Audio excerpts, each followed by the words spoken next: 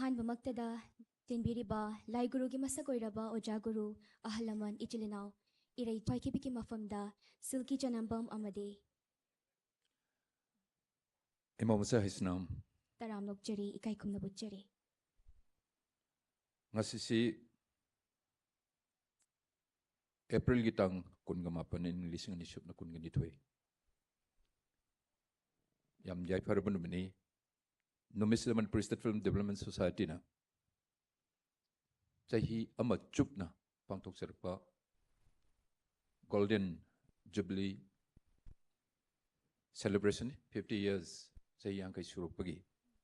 Hariba thorum sigi closing ceremony. Thorum sojik MSFDS ki auditorium sila pangtok seri. Hariba thorum si papung phan binena bagi damak doga. Manipur film gi movement ta tongan ba hiram da achoba contributor we bidiba aseng ba film bu nungsiba thawai meam film buffs meam film enthusiasts meam film lovers meam punamak MSFDS ki maikide gi mot sinjaraga chanupi silki duga isamak kok nonjari thorum se dum taramukchali loinana ngasigi thoram asigi Dice Lingsin Bigadaba, Ikai Kumnazaraba, Mio Sing, Kokochabagi Tanjadu, Ihan Hanbamaktada, Lojage. Ngasigi Toramasigi Dicesta, Nganto Biranaba, Kosenjage, Ihan Hanbada, Atoba Mitung Lengi from Langda, Nganto Biranaba, Ikai Kumnazaraba, Honorable Member Rajya Sabha, Iningto, Maharaja Sanajawale Simba, Stays Tuck the Linkat Biraknaba, Nolupna Kosenjari. Anisubada, Ikai Kumnaba, Lingbirakbagi from Langda, Nganto Biranabagi Damakta, Kausenjage, Ikai Kumnazaraba, Lizandra filmmaker, Babung Aribam Shyam Sarma, Patmas Rawadi, Stays Tuck the Linkat Biraknaba, Nolupna Kausenjari, Loinana, Ngasigi Toramasigi, Toramapugi from Langda, Nganto Biranabagi Damakta, Kausenjage, Ikai Kumnazaraba, Commissioner Art and Culture, Sri M. Joy Singh, IAS. Torumgi. Chief guest winner Hauzik Langzariba Pom Langda Maharaja Sanaja Relation Honorable Member Rajya Sabha Lengsin Bede Aduga guest of honor winner Hauzik Padmasri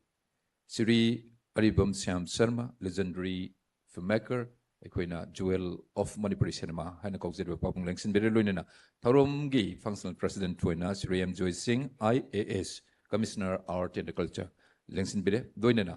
Lengsin Biriba dignitary sing, Ikai Kumna Jaba Uchaba, Aduga, Ngamjaba, Polum Karadam, Ikona Katsabagi, Tanjaduni, Silke. Felicitation asi Tawina Bagidamagta, Kausenjige, Ikai Kumna Zaraba Babung, Samjat Sabam Mangoljao, Chairman, Film Forum Manipur, Loinana, Executive Board Member, MSFDS, Loinana, 50th Golden Jubilee Celebration Asigishu, Member Amoy Biriba, Ikai Kumna Zaraba Babung na, Felicited Tawigani. Sri Samjat Sabam Mangoljao Singh, Chairman Film from Manipur. Ahan Badangasi, Chief Case Ki Pampam Lang, the Lengsin Biribekai Kumna Zariba, His Royal Highness Maharaja Sanaja Ulashemba, in Togi Mapam Dani, Kokun Rojit, Vespek Singh, Sima, Sigimatunda Pabung, Aribam Sam Sarmagimapamda. Loinana, Hauze Muk, Nasigi Torungi, President Waina, Lengsin Biribasri, M. Joy Singh, Commissioner Art and Culture.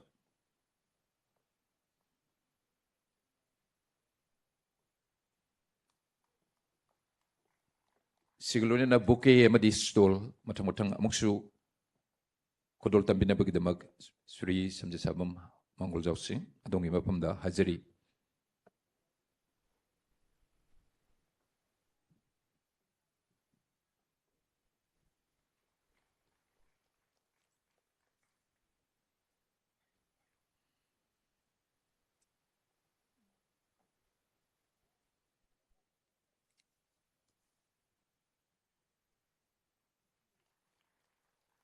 Ikai Kumnazaraba Babung, Samjat Sama Mangoljao na, Ngasigi Toramasigi, Atiba Mitung Lengi from Langda, Lengsin Biriba, Ikai Kumnazaraba Oja Aribam Shyam Sarmabu, Felicited Tawiraba Matung,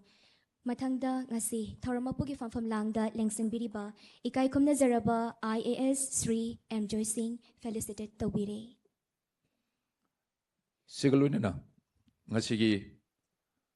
Daeski letting Webiriba dignitary singing Mapamda. Some Langzaba Samba Kudor Botsing Matamotang MSFDS ki Maikidagi Sri Mangol Zam Mahutsin Bedana Kaikumza Butcher Matungdani Sulki Asigi Lengbirakliba Maruena Pantuk Cheriba closing ceremony si Ashengbadi felicitation of pioneers and celebrities Aduga Sidamu Henanungaribadi Manipuri cinema life on stage a performance by Senior Actors Guild Manipur Hairiba Mapungweba Thorum Singsi Hapseriba Nasigi Thorum Sigi Lengbirakliba Thorum Sibu Babung Pan Bigadoriba Equaniamica Kumziru Punamaxi Taram Opaki Barolo. Lakpiriba Kodimakpu Taram Opinabagidamagta Welcome Address Tambirana Bagidamagta Kausinjage Toidok Hendokna Saknairaba Filmmaker Ikai Kumna Zaraboja Oken Amakjam Stage Tackling Katpiraktuna Welcome Address Bibiranaba Nolukna Kausinjari.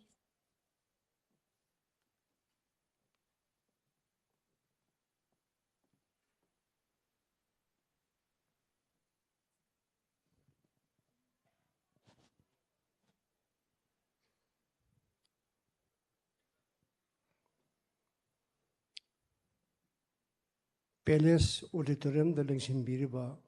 quite Kivipu and Makta Kurumjari Luina Nangasigi Golden Jubilee celebration of Manipur Cinema Gi Lushanba Namit Hajabatai Asigumba Namit Asida Pangtok Diba closing ceremony Asigi dies the Lengshin Biriba Ship Gage in the Lengshin Biriba Kai Kumazar Baining Tau, Lesham Bashana Zopa, Honorable Member Raj Sabha, An Maktada Ikai Kumno Usari, Amazon. I'm the Haraute, I'm the Nungshina, Taramna, Oxeri. Anishubada Punshigi. Asobu Todang Kaya Jadon Laklaba Punshina Soktober Night Raboza, legendary filmmaker Azaribam Sam Sarmaso Haraute Amna, Ayangna MSFDS Mohsin Jaraga Haraute Amnuaina Taram Oxeri. Asiki preside to Biriba was I am Joy. IS Commissioner Agriculture Government Manipur Busu Masiki Thoram Masibu beside the Vivid Mukta Haraute Amna Oxeri Luinana Masiki stays Asida Function Giloshilakpada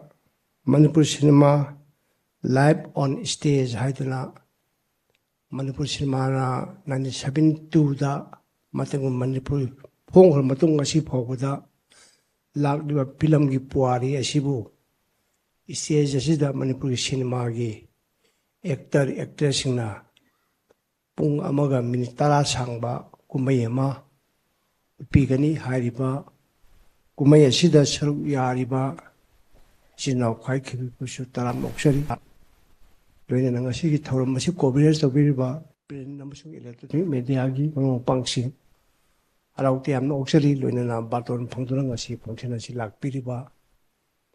amati ngasi ki akoina honor tawjakatoi ba partner amasung celebrity khudimok pusu arauti am no oxali aroibada amukhanna mayambu taram no oxali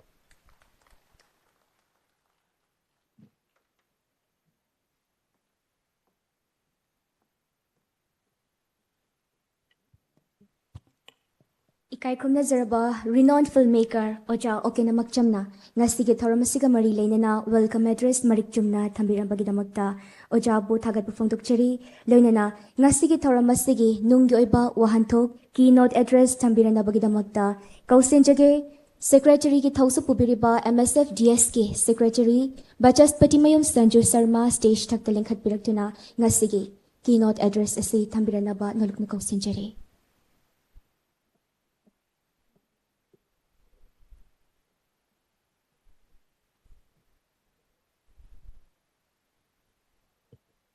ꯃꯌꯥꯝ ꯄꯨꯟꯅ ꯄꯨ ꯈꯨꯔꯨꯝꯖꯔꯤ ꯉꯁꯤ ꯆꯍꯤ ꯆꯨꯞꯅ ꯆꯠꯊꯔꯛꯄ Golden Jubilee celebration of Manipuri cinema closing function da lakpiriba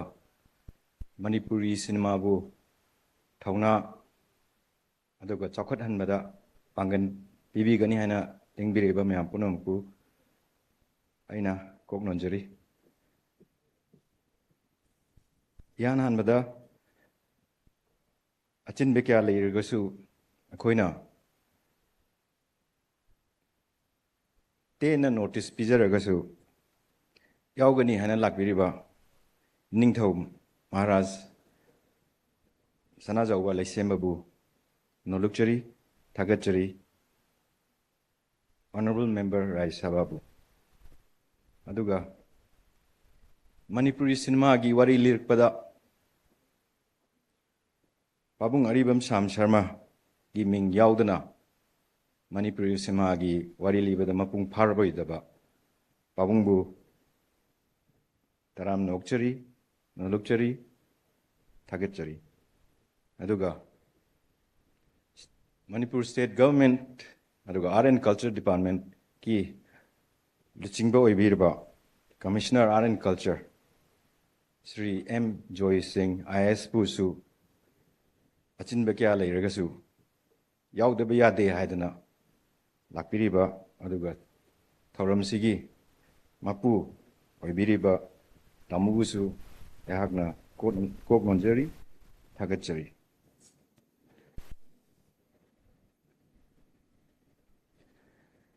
Chahi chupna chatharakpa celebration sida sigi paudam moina ID paudam moina mayamda thamjage mayamsu loinamakti khangbiramagani adubu kari kari tawhrage aduga kari gino khoina tawribase haibagi yam samtakna paudam ma thamjage hek hobada 9 April 2021 khoina film gi thomi khoina di aduga Film Forum Manipur gi luching makhada mami numit haina khoina ningsing numit si khoin tawjai aduga sigi numit sida khoi Golden Jubilee celebration siju haubani aduga numit mapan ni gi oiba festival ama inaugural festival ama tawjaki aduga si numit sida khoi honorable chairman Manipur State Film Development Society ki di chairman ubiba aduga state ki sina state ki na honorable chief minister su obiriba tamo Sri N Biren na lakbiraga khoigi mamangda khoina ningsing nungbi Manipur cinema gi ningsing nungbi ma khoina urep tamjaba sibu unveil tobiki sanga biki aduga mami numit ki khoina mami gi taibang sida contribution yam chauna tawiramba aduga Manipuri cinema bu masak magi machat sembada significant contribution tawiramba mayam leikidraba mayam laioi khraba mayam bu koina hekat lekat tawjaki aduga SN Chan Cine Archive and Museum haidana koina archive ama aduda haudokhibani launch tawbihibani aduga loina na khoigi archive sigi yamna khoina chawthokchaba India da Manipur na khwaidiga hanba state archive leijaraga conservation room haibasi khoigi film maintenance film restoration film repair film chemical treatment tawham conservation room leibase Manipur states na ahanba oiki aduga sigi conservation room sisu khoigi honorable chief minister na sangabiki aduga numit mapen chupna khoigi Manipur gi landmark oiba cinemas of Manipur haina khoi handak aroiba closing event oina khoina chathareba numit 35 gi tawjariba festival sisu inaugural program duda khoina hawdok chakibani aduga loina na khoigi lamdam sida khoiga nakna leiminaba khoigi Assam North East states Meghalaya, Tripura, Sikkim, Arunachal, aduga Mizoram dagi, Nagaland dagi, moigina film making, aduga koi gi mami gi taibang se kamain tauri, moigi cinema na karma pibanda tauri, karamba wari liri, aduga kari challenges, kari thengnari haibagi focus sama koi gi landmark films of Manipuri cinema taubagaloina na koi focus on notice haina saruksu yawe aduga sigi sida film utpadana tana koi gi cine dialogue haina cinema gi matang da thengnariba aduga leiriba past present and future sigi hiram da numit mapani chupna koina numit khudingi cine dialogue tawjaraga koi gi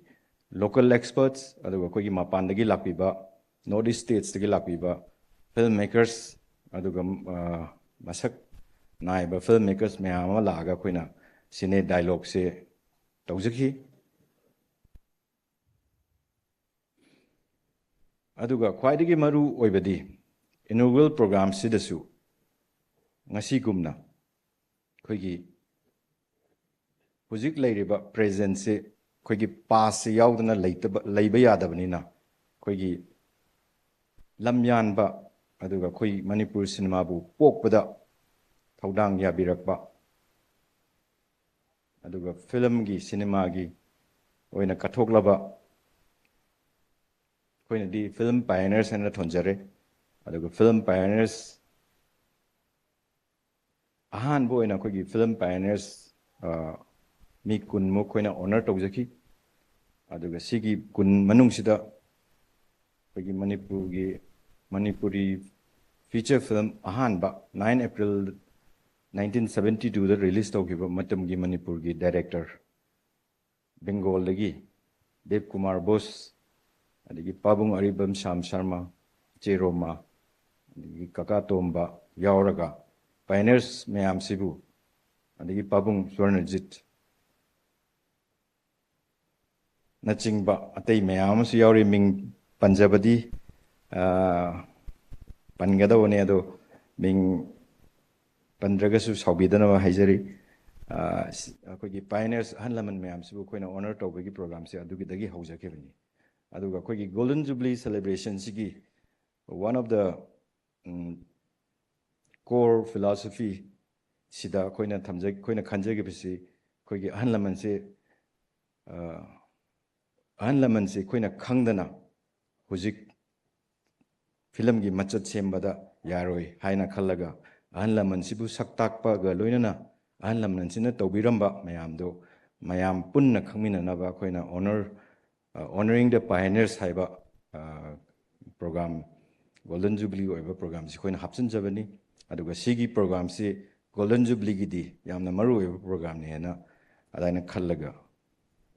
organizing committee da adaina khana ne na si program se yamna lumna core element of the celebration ne haraga pangthok sabani aduga sigi honoring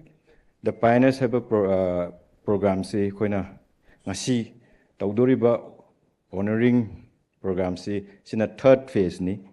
phase ani pangthok chagre and phase ani sida mi nipumuk pioneers hanlaman nipumuk honor tawgre aduga ngasi tawdo sina hanlaman kunumdoi aduga koigi Manipuri cinema se koigi artist koigi cinema sida mami gi taibang sibu hingan biriba koigi film actors aduga film da sanariba role lobiriba miyam se yaudregadi cinema si oidabanina koigi honoring the celebrities haina program amaga koi hapsanjai aduga sigi program sisu koina sigi si haptaba yadi khallaga aduga Manipuri cinema si mui yaudregadi masak matau aduga takpada lugani na khallaga koi yamna lumna lauraga koi celebrities mayam sibu honor tawbagi tanja amasu koi closing day sida koina hapsanjabani inaugural program ꯅꯨꯃꯤꯠ 4ꯅꯤꯒꯤ ꯇꯧꯈ꯭ꯔ ꯃꯇꯨꯡ ꯁꯤꯗ May June ꯑꯁ꯭ꯋꯥꯏꯁꯤꯗ COVID ꯂꯥꯛꯇꯅ ꯑꯩꯈꯣꯏ ꯀꯩꯝ ꯇꯧꯕ ꯌꯥꯈꯤꯗꯦ ꯌꯥꯗ꯭ꯔꯒꯁꯨ ꯃꯌꯥꯝ ꯇꯤꯟꯕ programme ꯇꯧꯕ ꯌꯥꯗ꯭ꯔꯒꯁꯨ MSFDS ꯀꯤ ꯁꯥꯏꯠꯇꯒꯤ ꯐꯤꯂꯝ ꯗꯦꯕꯂꯞꯃꯦꯟ ꯑꯗꯨꯒ ꯑꯩꯈꯣꯏꯒꯤ ꯃꯅꯤꯄꯨꯔꯒꯤ ꯁꯤꯅꯦꯃꯥꯒꯤ ꯆꯥꯎꯈꯠ ꯊꯧꯔꯥꯡꯒꯤ ꯊꯕꯛꯁꯤꯗꯤ ꯂꯦꯞꯆꯗꯦ ꯑꯗꯨꯅ ꯑꯩꯈꯣꯏꯒꯤ state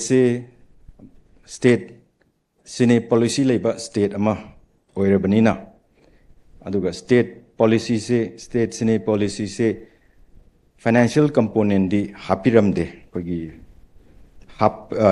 yaudaba policy oi aduna khwaigi ahanbada kogi financial component si hapaga implement taunaba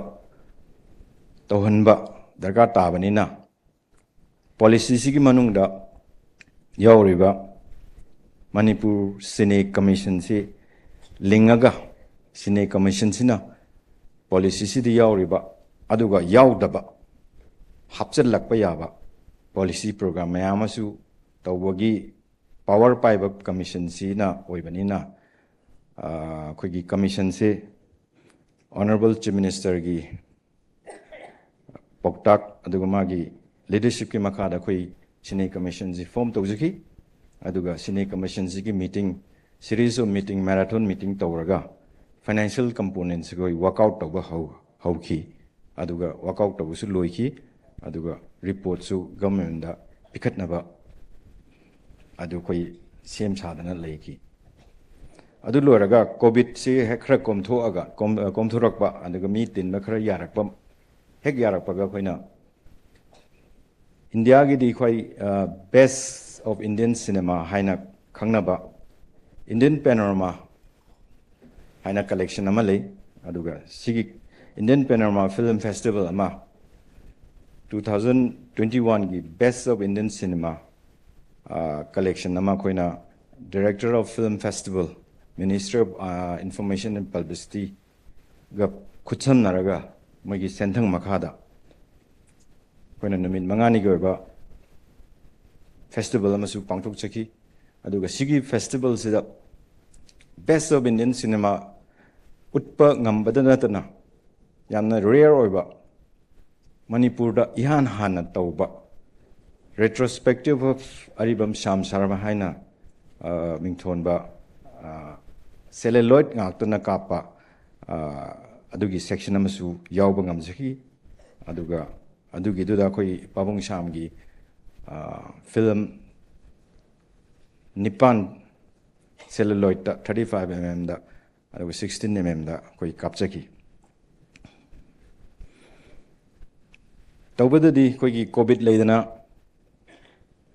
hana koina golden jubilee gi plan policy mayam mama khradik ngamjagidre koina khanjarubudi district khudingda koigi festival tawba film festival tawba aduga district khudingda workshop tawba aduga storytelling gi promote tawnaba class tawba adagi school college chatlaga koigi Manipuri cinema gi identity aduga Manipuri cinema ji karino aduga magi history si angang singda sensitize tawbagi program adagi mapan gi koigi India gi metros aduga India gi media institute habidi film and television institute aduga mass communication and journalism gi institute Bombay da Pune da Kolkata da Bangalore da Kerala da Delhi da chatlaga adugi koi sensitization program koi gi film se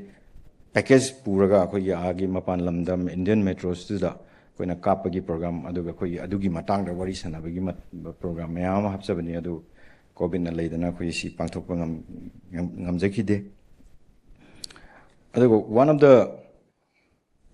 high point of golden jubilee celebration si film si chakhutnaba adu khogi Manipur cinema sigi thak se malem gi chanariba thak da pukhatnaba gi damakta khoina kari tawba darkar tai khogi state ta adagi khogi film community gi damakta haidana khanna neinaba matamda akogi organizing committee na maruina khanagi basi international competitive international film festival ama akogi golden jubilee gi manung sida launch tawsi haina khanagi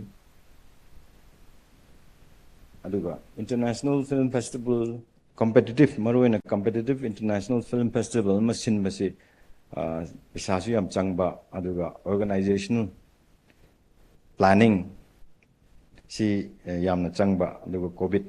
nasu maram oidana competitive oina di pangthokpa ngam gitre adugu aina chawthokna haijaningi akoina organizing committee na tanaraga aikoigi Imphal International Film Festival haina April gi tarik ani da koina launch tawki mapan gi film yauna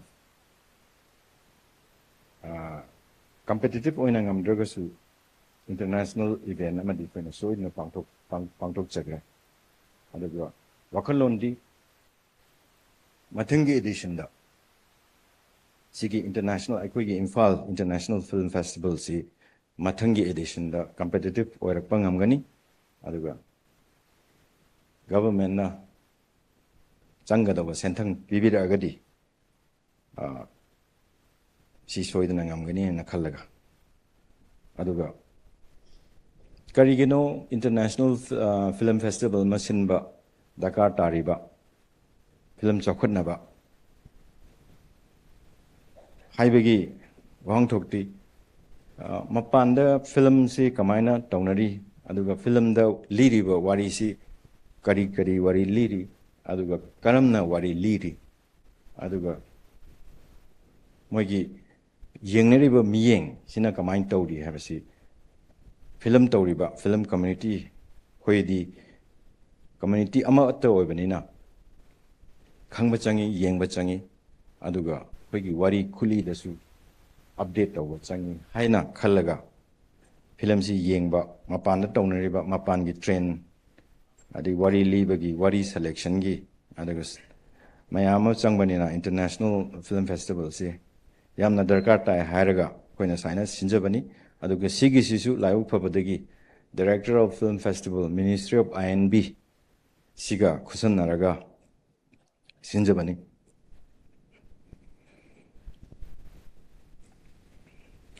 loina na film utpa film nainaba ngakta nataba khoigi hoji khoigi film da film gi thomi oiriba haibadi script writing camera kapiba editing tawriba technicians khoi community marakta khoigi haiba hiram sida work tawriba yamna talent laina work tawi adubu film gi oina khoigi film gi oina institute lingaga su film si tamnaba film gi training tawnaba formal education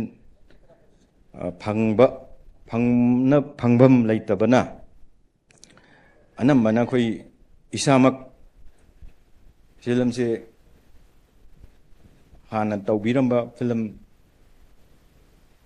director cameraman editor script writer gi makhada work tawraga adaina tamjarakpa ngaktani aduna khoigi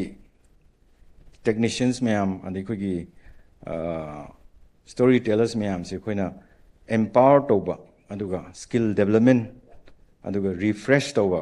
aduga mapanda tawnari mawngsina kamain tawri haidana khangnaba mapandagi experts aduga kawraga khoina labs workshop numit mangani gi numit taret ni gi oiba workshop significant over workshop hum di khoi pangthok chagre aduga lab pangthokpa gi hiram sida yam chauna khoi gi mating aduga financial support haigadra aduga lab si pangthok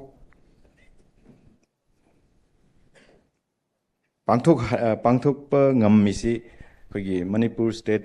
film and television institute ꯑꯩꯈꯣꯏꯒꯤ ꯑꯣꯖꯥ ꯅꯤꯂꯣꯠꯄꯥꯜ ꯃꯖꯨꯝꯗꯥꯔ ꯃꯥꯅ ꯃꯣꯏ ꯏꯟꯁꯇꯤꯇ꯭ꯌꯨꯠꯀꯤꯗꯤ ꯑꯩꯈꯣꯏꯒꯤ training ꯄꯤꯕ ꯑꯗꯨꯒ ꯁꯤꯒꯨꯝꯕ skill ꯗꯦꯕꯂꯞꯃꯦꯟꯒꯤ ꯀꯩꯅꯣꯁꯤ ꯃꯣꯏꯒꯤ ꯑꯦꯀꯥꯗꯦꯃꯤꯛ ꯀꯦꯂꯦꯟꯗꯔꯗ ꯃꯣꯏꯒꯤ ꯑꯖꯦꯟꯗꯥꯗ ꯌꯥꯎꯕꯅꯤꯅ ꯁꯤꯒꯤ ꯑꯣꯏꯔꯒꯗꯤ ꯑꯩꯈꯣꯏꯒꯤ ꯐꯟ ꯂꯩꯒꯅꯤ ꯍꯥꯏꯅ ꯍꯥꯏꯕꯤꯔꯛꯑꯀꯥꯟꯗ ꯑꯩꯈꯣꯏꯅ ꯁꯤꯒꯤ ꯂꯦബ്ꯁ ꯁꯤꯅꯦꯃꯥꯇꯣꯒ꯭ꯔꯥꯐꯤ ꯂꯦꯕ ꯑꯗꯨꯒ ꯑꯦꯗꯤꯇꯤꯡ ꯂꯦꯕ ꯑꯗꯨꯒ ꯗꯣꯀꯨꯃꯦꯟꯇꯔꯤ ꯑꯦꯗꯤꯇꯤꯡ ꯂꯦꯕꯁꯤ ꯑꯩꯈꯣꯏꯅ ꯄꯥꯡꯊꯣꯛꯄ ꯉꯝꯈꯤꯕꯅꯤ ꯑꯗꯨꯒ ꯉꯔꯥꯡ ꯑꯩꯈꯣꯏꯅ ꯅꯨꯃꯤꯠ 5ꯅꯤꯒꯤ ꯑꯣꯏꯕ ꯗꯣꯀꯨꯃꯦꯟꯇꯔ ꯏꯝꯐꯥꯜ ꯍꯥꯏꯗꯅ 4th editionꯅꯤ ꯑꯩꯈꯣꯏꯅ ꯇꯧꯖꯔꯤꯁꯤ ꯑꯗꯨꯒ ꯁꯤꯒꯤ ꯋꯥꯔꯛꯁꯣꯞꯁꯤ ꯏꯟꯀꯨꯕꯦꯁꯟ ꯑꯗꯨꯒ ꯃꯦꯟꯇꯔship ꯑꯗꯨꯒ ꯗꯣꯀꯨꯃꯦꯟꯇꯔꯤ ꯄ꯭ꯔꯣꯖꯦꯛꯁ 9 ꯃꯈꯣꯏꯅ ꯁꯤꯒꯤ ꯗꯦꯕꯂꯞ ꯇꯧꯕ ꯉꯝꯖꯈꯤ ꯑꯗꯨꯒ ꯁꯤꯒꯤ ꯗꯣꯀꯨꯃꯦꯟꯇꯔꯤ ꯗꯦꯕꯂꯞ ꯇꯧꯔꯤꯕ ꯗꯣꯀꯨꯃꯦꯟꯇꯔꯤ ꯄ꯭ꯔꯣꯖꯦꯛ 9ꯁꯤ ꯑꯩꯈꯣꯏꯅ ꯑꯩꯈꯣꯏꯒꯤ ꯃꯅꯤꯄꯨꯔꯒꯤ ꯑꯣꯏꯅ ꯂꯣꯀꯦꯜ ꯑꯦꯟꯇꯔꯄ꯭ꯔꯦꯅꯔꯁ ꯃꯤ 3 ꯏꯟꯚꯥꯏꯠ ꯇꯧꯔꯒ ꯑꯩꯈꯣꯏꯒꯤ ꯍꯧꯖꯤꯛꯀꯤ ꯗꯣꯀꯨꯃꯦꯟꯇꯔꯤ ꯏꯝꯐꯥꯜꯗ ꯌꯥꯎꯕ ꯄꯥꯔꯇꯤꯁꯤꯄꯦꯟꯠꯁ 9ꯁꯤꯅ ꯃꯣꯏꯒꯤ ꯋꯥꯔꯤ ꯃꯣꯏꯒꯤ ꯄ꯭ꯔꯣꯖꯦꯛꯁꯇꯣ ꯃꯌꯥꯝꯗ ꯍꯧꯖꯤꯛꯀꯤ ꯑꯦꯟꯇꯔꯄ꯭ꯔꯦꯅꯔꯁ 3ꯁꯤꯗ ꯄ꯭ꯔꯦꯖꯦꯟ ꯇꯧꯋꯤ ꯄꯤꯆꯤꯡ ꯇꯧꯋꯤ ꯑꯗꯨꯒ ꯁꯤꯒꯤ ꯄꯣꯠꯁꯦ ꯃꯅꯤꯄꯨꯔꯗ ꯑꯍꯥꯟꯕꯅꯤ ꯇꯧꯕ ꯉꯝꯖꯔꯤꯁꯦ ꯑꯗꯨꯒ ꯂꯥꯏꯕꯛ ꯐꯕꯗꯒꯤ ꯑꯩꯈꯣꯏꯒꯤ ꯄꯥꯔꯇꯤꯁꯤꯄꯦꯟꯠꯁ 9ꯅ ꯄꯤꯆ ꯇꯧꯔꯤꯕ ꯑꯥꯏꯗꯤꯌꯥꯁꯤ ꯁꯤꯅ ꯑꯩꯈꯣꯏꯒꯤ ꯑꯦꯟꯇꯔꯄ꯭ꯔꯦꯅꯔꯁ ꯂꯥꯛꯄꯤꯔꯤꯕ ꯑꯦꯟꯇꯔꯄ꯭ꯔꯦꯅꯔꯁ 3ꯗꯨꯗ ꯌꯥꯝꯅ ꯏꯝꯄ꯭ꯔꯦꯁ ꯇꯧꯗꯅ ꯃꯣꯏꯒꯤ ꯑꯦꯟꯇꯔꯄ꯭ꯔꯦꯅꯔꯁ 3ꯗꯨꯅ ꯄꯩꯁꯥ ꯁꯣꯏꯗꯅ ꯊꯥꯗꯒꯅꯤ ꯍꯥꯏꯗꯅ ꯃꯣꯏꯅ ꯁꯄꯣꯔꯠ ꯇꯧꯒꯅꯤ ꯍꯥꯏꯅ ꯑꯗꯨꯃꯥꯏꯅ ꯗꯣꯀꯨꯃꯦꯟꯇꯔꯤꯁ ꯈꯔꯗꯤ ꯒꯣꯜꯗꯟ ꯖꯨꯕ꯭ꯂꯤꯒꯤ ꯃꯅꯨꯡꯁꯤꯗ ꯑꯩꯈꯣꯏꯅ ꯗꯦꯕꯂꯞ ꯇꯧꯕ ꯉꯝꯖꯗꯅ ꯃꯅꯤꯄꯨꯔꯒꯤ ꯋꯥꯔꯤ ꯃꯄꯥꯟꯗ ꯂꯤꯕ ꯉꯝꯃꯒꯅꯤ ꯍꯥꯏꯅ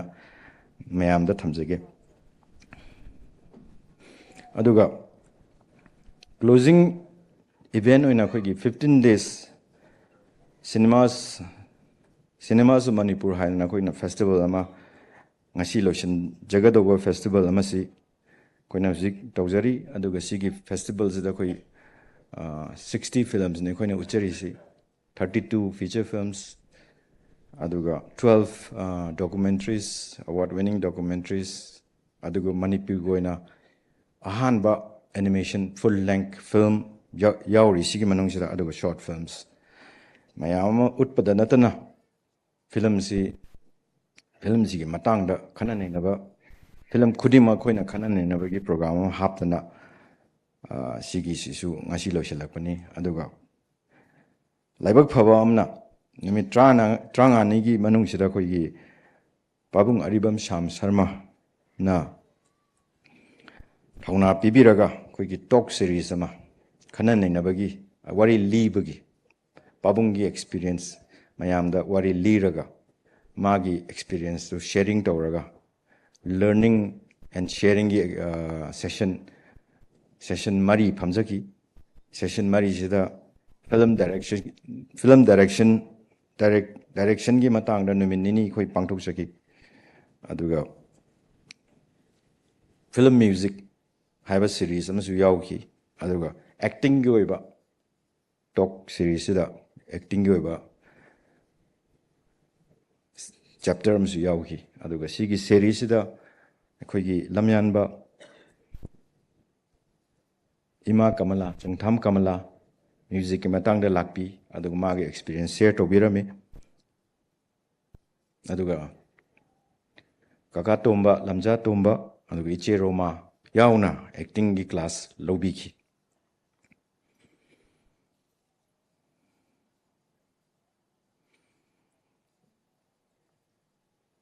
ꯊꯝꯖꯔꯤ ꯃꯌꯥꯝꯁꯤ ꯀꯔꯤꯒꯤꯅꯣ ꯑꯩꯈꯣꯏꯅ ꯁꯤ ꯃꯌꯥꯝꯁꯦ ꯁꯤꯜꯂꯤꯁꯦ ꯍꯥꯏ ꯇꯥꯔꯒꯗꯤ ꯑꯩꯈꯣꯏꯒꯤ 50 yearsꯀꯤ ꯖꯔꯅꯤꯁꯦ ꯑꯩꯈꯣꯏꯅ ꯈꯪꯅꯕ 50 years ꯃꯅꯨꯡꯁꯤꯗ ꯑꯩꯈꯣꯏꯅ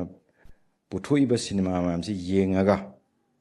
ꯃꯊꯪꯒꯤ 50 yearsꯁꯤꯗ ꯑꯩꯈꯣꯏꯅ ꯀꯔꯝꯕ ꯁꯤꯅꯦꯃꯥ ꯄꯨꯊꯣꯛꯀꯅꯤ ꯑꯗꯨꯒ Manipuri ꯁꯤꯅꯦꯃꯥꯒꯤ ꯑꯥꯏꯗꯦꯟꯇꯤꯇꯤꯗꯣ kamaina lepkani haibagi wakhallon lu chingchenba ngamnaba aduga wakhallon sagatpada mateng oinaba aduga film Manipuri cinema gi ihu anouba ihu ma horaknaba gi pandam ni haina haijenengi golden jubilee gi celebration se aduga sigi concept and idea sisi mainly koigi pabung aribam sham summer dagi mana kanna 50 years ki celebration se chahi chupna tawdabe yade ibungu hairaga adudagi koigi committee semaga adu committee gi yaubiriba ahlaman mayam dagi full support adu contribution wakalon share tawraga koina pangthuk jabani aigi se keynote address ti orga su tanjaji phangoi dobani na aina kitang thagat ningba mi khra daswai thagat pagi tanja laujege koigi mayam nadi aduga aseng basu Manipur State Film Development Society se secretary amaga driver ani khitani hujik staff oina official staff oina leise chowkidar su leite clerical staff amasu leite accountant leite adubu kamaina si pangthoino mi am khatana dingam ponte si ai tomda ngam ponte koigi film community si full support full heart and soul contribution yauri si golden jubilee si moroina si se film forum tamo mangonjau tamo sujakanta tamo ken tamo lancha rajesh salam adiki tamo makhon mani adigi especially creative input ta koi oja nilol palamazundar yam chawna mating pangi sigisida aduga koigi media represent tawba koigi tamo samjai adigi laimim basanta sina moi media gi site gi su mating chawna pangbi aduga sigi mayam se koigi political will yaudredi tawba yadabani na koigi honorable chairman chief minister tamo N Biren Singh na koida haibi ba amalai fazana taw aduga hana taw hiba mong dagi nataba henba mong da taw pisa ge di aduga support ge di kai muwagano ai leiri adu haibi ba jage koi sigi golden jubilee se sinba ngamjabni amna pikna sinjaraga su adu asoiba kya lerga su sinbagi wakhalondi Manipur cinema chakotnaba Manipur cinema gi mayon ama lagnaba Manipur cinema gi anouba iho ma lagnaba sinjabani aduga aigi nungdagi aina panjariba mayam aduga film community gi actors guild gi abimpa gi site gi adagi khoigi Manipur gi guild mayam leiba editors guild cinematographers guild mayam sidigi full support sigi golden jubilee celebration is the entire community of Manipuri cinema gi support yauraga sigi golden jubilee gi celebration je pangthok jabani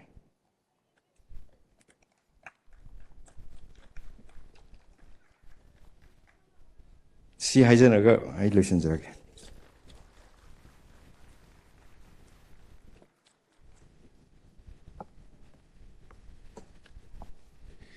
Ikai Khumna Zaraba Secretary MSFDS Brahmachari Mayum Bachaspati Mayum Sanju Sarmana Mamal Yam Laba Ngasigi Thoramasigi Nungyoiba Wahantok Keynote Address Tambirambagdamakta Ikai Khumna Zariba Chabu Takat Fongdukchari Loinana Thoram gi Makacha Tazarak Poina Film Gilamda Manipuri Cinema Gilamda Kathok Laba Lamyan Basingbu Ikai Khumna Buchabagi Tanjadu Honor Tawzanabagi Tanjadu Mayam gi Mafumdegi Lojage Hojek ngahtangi mamangda keynote address thambiram matamda lakpiram badani ngasi pioneer sing honor to si third edition ni third episode ni ngasi gi thamjabasida muksu ani thongna khaduk piri ahan badana pioneer sing kunami kunga humdoi aduga ani suba segment tana Manipur gi celebrity sing film gi celebrity sing adu kai kumna jabu chabni nahan mami kunga humdoi sigi tangkak sihan lokachage sisu marwena ngasi gi tais selection biriba dignitary sing gi space ki marakta aikoi adum ko khocharaga kai kumna jabu gi tanja si lokjage ahan basi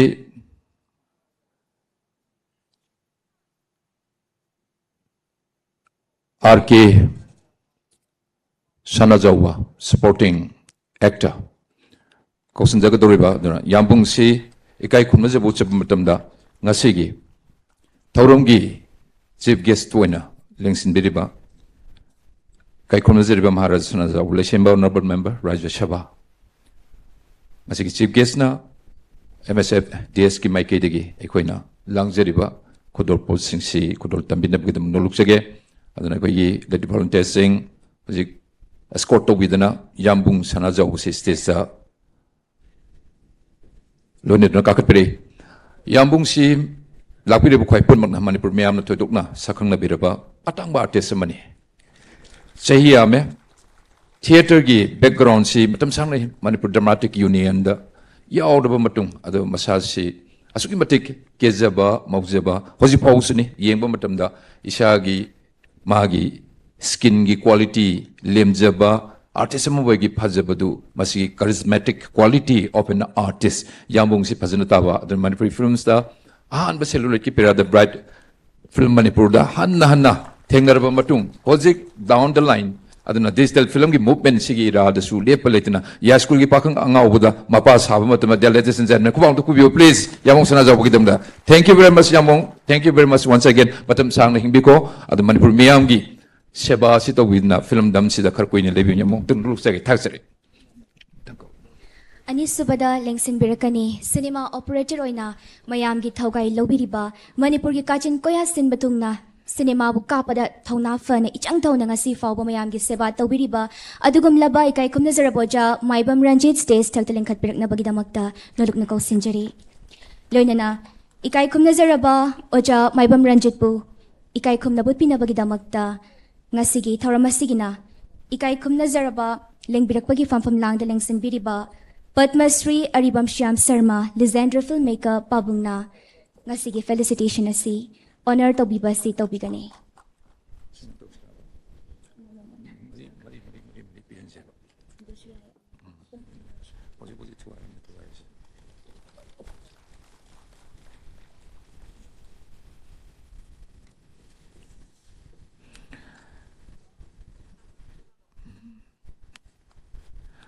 touring satpa matam duni koi nangang ujering edusni kulak ta cinema ka pase projector ma tawraga screen ji khallaga adugi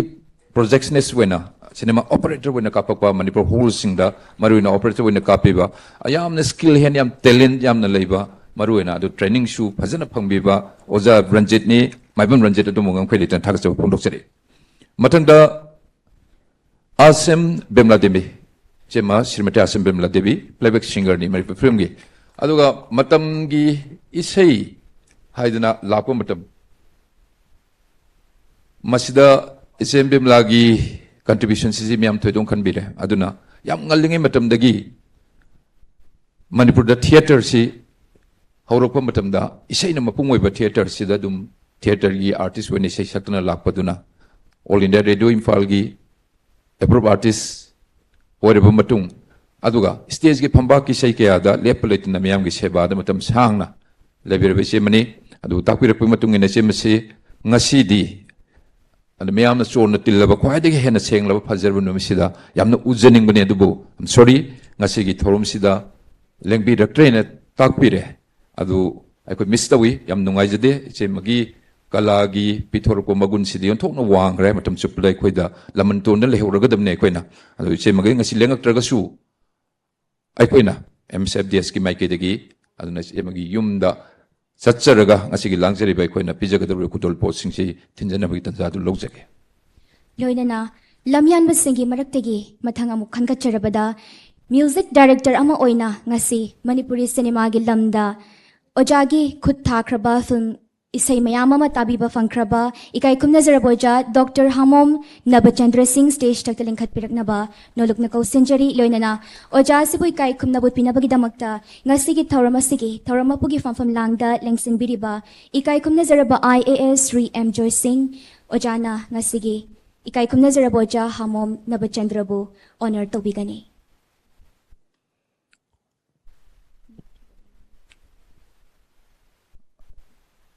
Dr. Hamom Naba Zanaba Anasu MFDC Wording Metum Degini Aduna Secretary Tosi Biba and my quick yamna bottom super associate Toby Bozani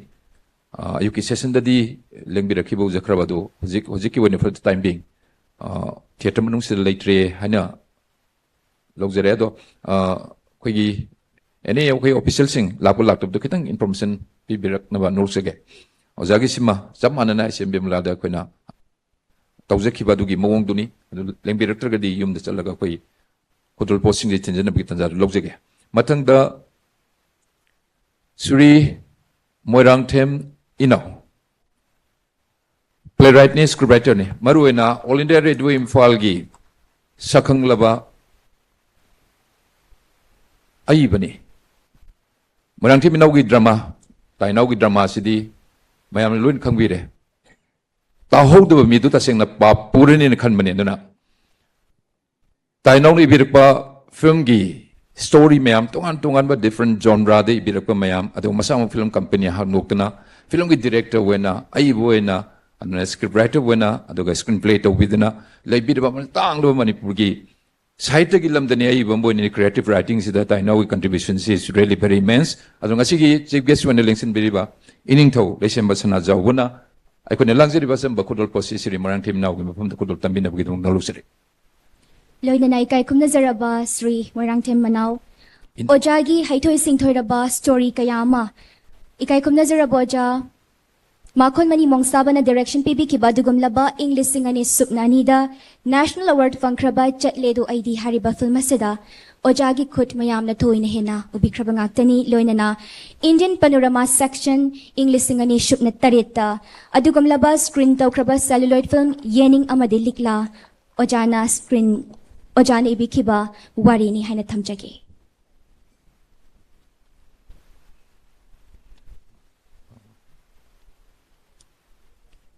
Taruk Subada Kausinjage Toidok Hendokna Sakhang Naraba Producer Director Ikai Kumnazaraba Ringmi Raling Tangkul Stage Takta Lengkat Piraknaba Nolukna Kausinjari Loinana Ikai Kumnazaraba Ringmi Raling Bo Honor Tawina Bagidamakta Ngasigi Tauramasigi Chief Guest Ki Fampam Langda Nganthoi Biriba Ikai Kumnazaraba Maharaj Sanajauba Leisemba Honorable Member Rajesh Sabhana Honor Tobigani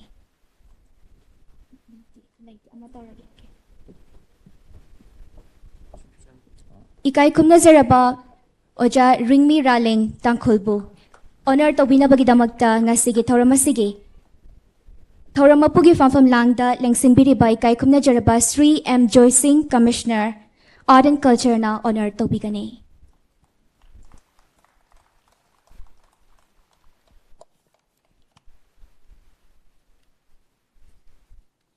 Bukema Oza Rimi gi mapumdani Kudol Tamziriba Sigi matanda stolama Lengyandama Muk Kudol Tamziriba Matung Scrollama Citationi Shimaga Ozagi Mapumda Lantokchari Adumna Memento Masu Uzik Kusinabiri Anapun item Marini Adumna Matam Sangna Manipur Gida Marwena Ethnic community where Tangkul Londa Tawikiba film Mari Lenaba Tabak Torom Kuding Makto Ikai Kumazabu Putchabu Wenang Asigi Torom Sadumbu MSFDS ki Maiki Degi Amukana Tarsabu Fondoksari Sigi Matunda Yambung RK Jan Ranjan Kausinjage and actor ni filmmaker ni Yambung si Ahan Bada Rosie Club da Marwena Associate Torokumatam Aduwaidani ꯑꯗ ꯌꯥꯝꯕꯨꯡꯁꯦ ꯑꯩꯈꯣꯏꯅ ꯈꯪꯕ ꯍꯧꯖꯔꯛꯄꯁꯦ ꯑꯉꯥꯡ ꯑꯣꯏꯔꯤꯉꯩꯗ ꯃꯁꯛꯁꯦ ꯑꯁꯨꯛꯀꯤ ꯃꯇꯤꯛ ꯌꯥꯝ ꯐꯖꯕ ꯑꯗ ꯇꯣꯜ ꯑꯦꯟ ꯁ꯭ꯂꯤꯝ ꯑꯣꯏꯔꯝꯕ ꯍꯧꯖꯤꯛꯄꯨꯗꯤ ꯈꯔ ꯅꯣꯏꯊꯣꯛ ꯌꯥꯝꯕꯨꯡꯁꯦ ꯑꯗꯣ ꯃꯔꯨꯑꯣꯏꯅ ꯑꯦꯛꯇꯔ ꯑꯣꯏꯅꯅꯤ ꯃꯅꯤꯄꯨꯔ ꯐꯤꯂꯝꯁꯤꯡ ꯃꯥꯙꯕꯤ ꯃꯌꯥꯝ ꯌꯦꯡꯕꯤꯔꯝꯃꯅꯤ ꯑꯗ ꯃꯩꯆꯥꯛ ꯃꯌꯥꯝ ꯌꯦꯡꯕꯤꯔꯝꯃꯅꯤ ꯐꯤꯂꯝꯒꯤ ꯂꯥꯏꯟꯗꯁꯨ ꯌꯥꯝꯕꯨꯡꯒꯤ ꯑꯗꯨꯃꯥꯏꯅ ꯑꯗꯨꯒ म्यूजिक की लाइन दसु अदुगा तसेंगना दूरदर्शन की कमिशनिंग प्रोग्राम से लापु मतमदा film maker Moyna director Moyna मतम सांगना कोई सुए सुए तौना लाबनो याबुंग खरि तन थागस फोंदोकचरी अदु ngasiगी दाइस इलेक्शन बेरिबा हानदे मुक कौजरुरे ngasiगी चीफ गेस्ट वन इलेक्शन बेरिबा इकाई खुमनजरिबा महाराजा लेसेंबा सनाजाउबा ऑनरेबल मेंबर राज्यसभा लेंथोक प्रेपल वेनेना लांथोक चरिबा अचंबा खुदल पोल सिंह सी खुदल तंबिगनी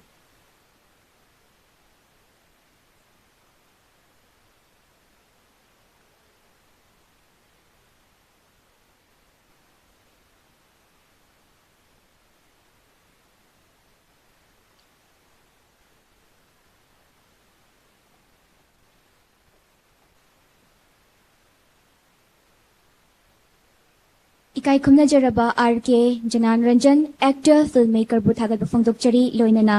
ऑनरेबल मेंबर राज्य सभा महाराजा सना जौबले सेंबा बुसु थागत फोंदोकचरी मथंगदा लेंखत पिरकनी प्रोड्यूसर डायरेक्टर वुंकथिंग मकांग तांखुल स्टेज थक लेंखत पिरकनबा नोलुकना कौसिंजरी लोइनना इकाई खुमना जरबोजा सिबु honour तौपिनबगिदमक्ता ngasiगी thoramasigi chief guest ki famfam langda nganthoibiriba ikai khumna jaraba maharaja sana jaubale shemba honorable member rajya sabana amuk kahana honor tobigani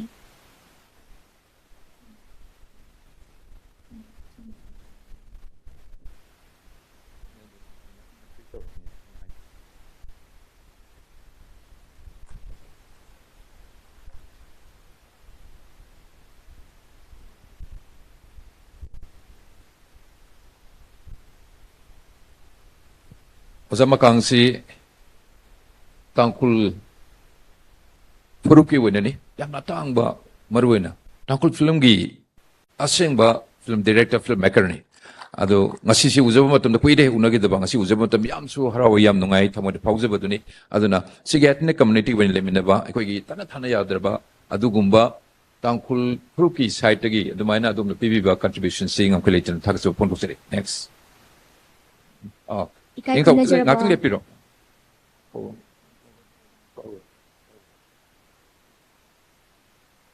mathangda kausinjige ikai khumna jaraba nupi laktagi producer makhanka cheraga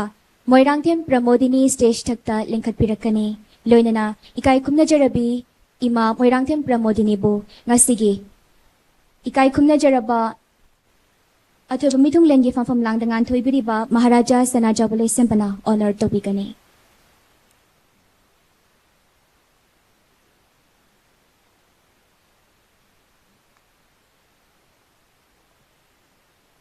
Madam Pramodini, Sankar Films की producer winner bibini, tamo engaged eko yirakta masidi leitre, masagi hek leijaba maran matum puna makathoga, Manipuri film ki damaktani haidana, maru ina nongju ahing eko na just throwback taro yengwa matum da nongju ahing ki popularity, mana puthoki bana uba artisting, and at the same time, maru ina nasi Madam si uzes. Masada set kani chagani aigi simatongni sana sini lupa sini luin kauthokrabani ana Sankar Films na tasengna Manipur gi film dam da piramba contribution in terms of wagi magical celluloid era da bibiramba contribution si yam chawi mayam kuang to kubyo please Madam Pramodini gi Madam Pramodini na produce tobiki ba film khara nokhot charabada maichak aroiba bidai nongju ahing Krishna ala Jesus love haibana chingba film singasi imashina producer bikiba film ni Sigmatanda Sri Samurai Latpam Nabachandra Sarma Taman Nabapolkeno was a tapir point secretary tapir point matungini from see your out of station way in a Tamusi Lembira the Yamnungai Gadabani and Miss Tore Sigmatan say on the Pavio Matangda Kausenjage Kabui Rongmai film Amadi Manipuri film Kayada Kutabi Kraba Sakta Kraba actor Ikai Kumna Jaraba star Kamai stage takta lengkat pirakani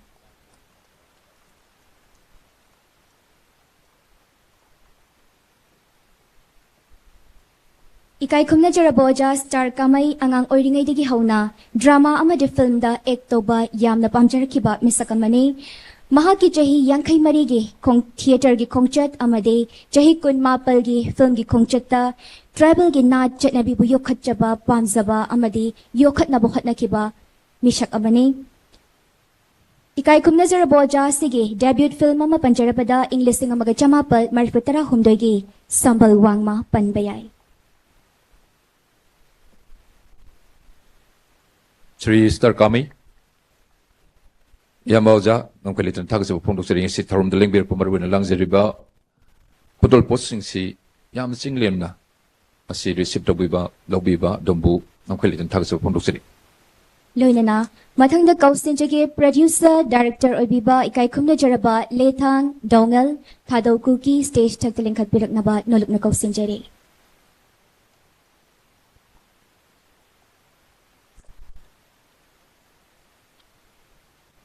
Tado Kuki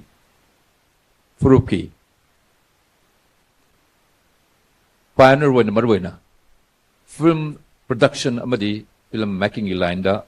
Matam Sangna Contribution Pibiraba Aduga Prup Sigi Lejaba Art Ki Background Mayamama Pajaba Mayamama Nungshiba Mayamama Film the Reflectorga Madu Uttana Tado Kuki Furup Sigi Lejeriba, quite again a Pazarva Masak Singdu, Natki, Masataki Horaga, Punamaktu, Miam the Kangan Biriba, Ozani, Adomungang Pelitana, Tagas of Pongari, Letang Dongal. Sigalunina, Ahan Batankaki Wenang, as he Tamzeriba, Pioneer Sing Palace Station, Tauzabitan Zasik, Natung lips are in Tonakilitan Tagas of Pongari, in Sogi Pamlam, Links in Bigani. Hausi Makatara Podangasigi, Taurungi. Guest of Honor winner. Lengsin Bidiva Sri Aribam Sam Sama Pabung Bom to Coxindage, legendary filmmaker, the Jewel of Manipur Cinema, Hinaquina, Masigi, Penosiming Tolsilan Toxeriva, on Lengsin Brepagulin and Asi Torum Sembrelina, Maru Wapum Karadang, Tambina Bagitum Noluxeri.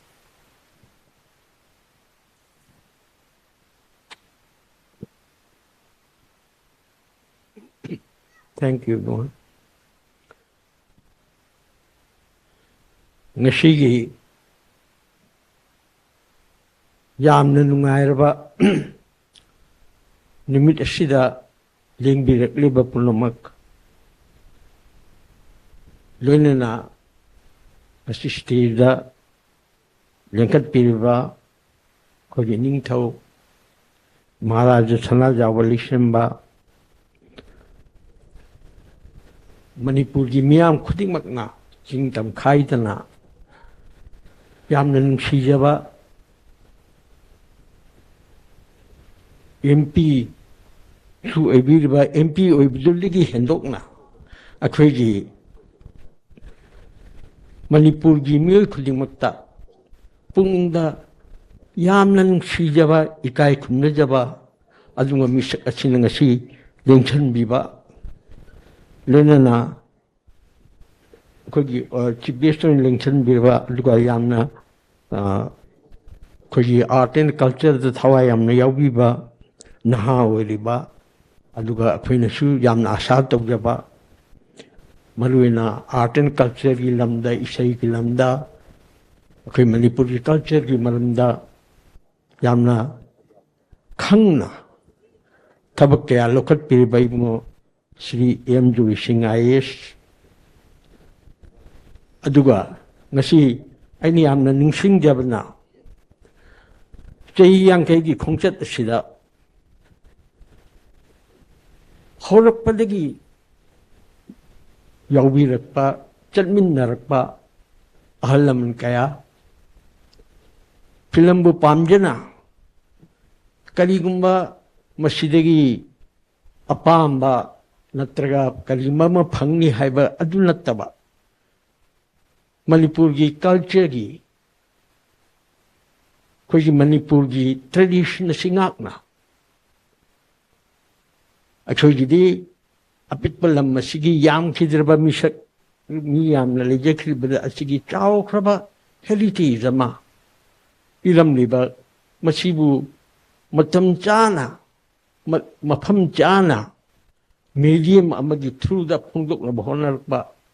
film masi tawdaba yadwa akhui thawni natradi akhui sakta da akhui se yawloi dole han khalakpa ahlaman se ngasi akhui holakpa digi chalminar pa mayam do ngasi yamna ningphingi hoi hojiki cheyang kai surba cha singinau singdi khangam dawe ai wai amanidang di ai mabayang mafamda tamjagi karigino haibada mayam do holakpadi hona ai di yore laibak phabadagi hek film gi ahuwa kil ahan film dagi yawjar pa phanglak paduna lebaki seva tawjaba phangjarak pa mayam chanminar pa mayam da ayam ba hannakhre ai ngasi ubudadi ai chahigal manaba ai ya luina jarak pa amtabu leitre haina khanje aduna makhoi mayam maduna piramba blessings nakhoi mayam tungda laiba icha singina singna khoi phajana tor uko haiba makhoi blessings mayam do aina mayam da makhoi mochina ngasi mayam da mayam bu amakanna makhoi gi mochinduna mayam dugi blessings do naharol mayam da amuk pijage araiba Manipur natte masak khangadabdi Manipur ni apikpalam ni chumi adu apikpalam masigi magundi yamna magul leba manini isagi chawthok chabam oiba adumba ireipak Manipur ni masida piram liba miyo bejati da piram liba maki cultural heritage masi taraina lobi yaroi isai da jagoi da karigino isai jagoi literature leiribse karino akhoi culture miyo pokki mi amagi manung da phawba angakpe shogi magun pirak padu mapot lalu phonglok pangamna bohonar pakanda miyo bena mathang ba prithvi pombagi onne suni thirai adu Manipur dali angak pa phanglaba adu magul leiba miyo kyamuk akhoi allam loichi aduna icham chamba isei deyang biyo Manipur gi folk haina khangnariba masigi isei staleriba magun literature gi awang budana tana sur gi magi mon kamuk isei gi mayam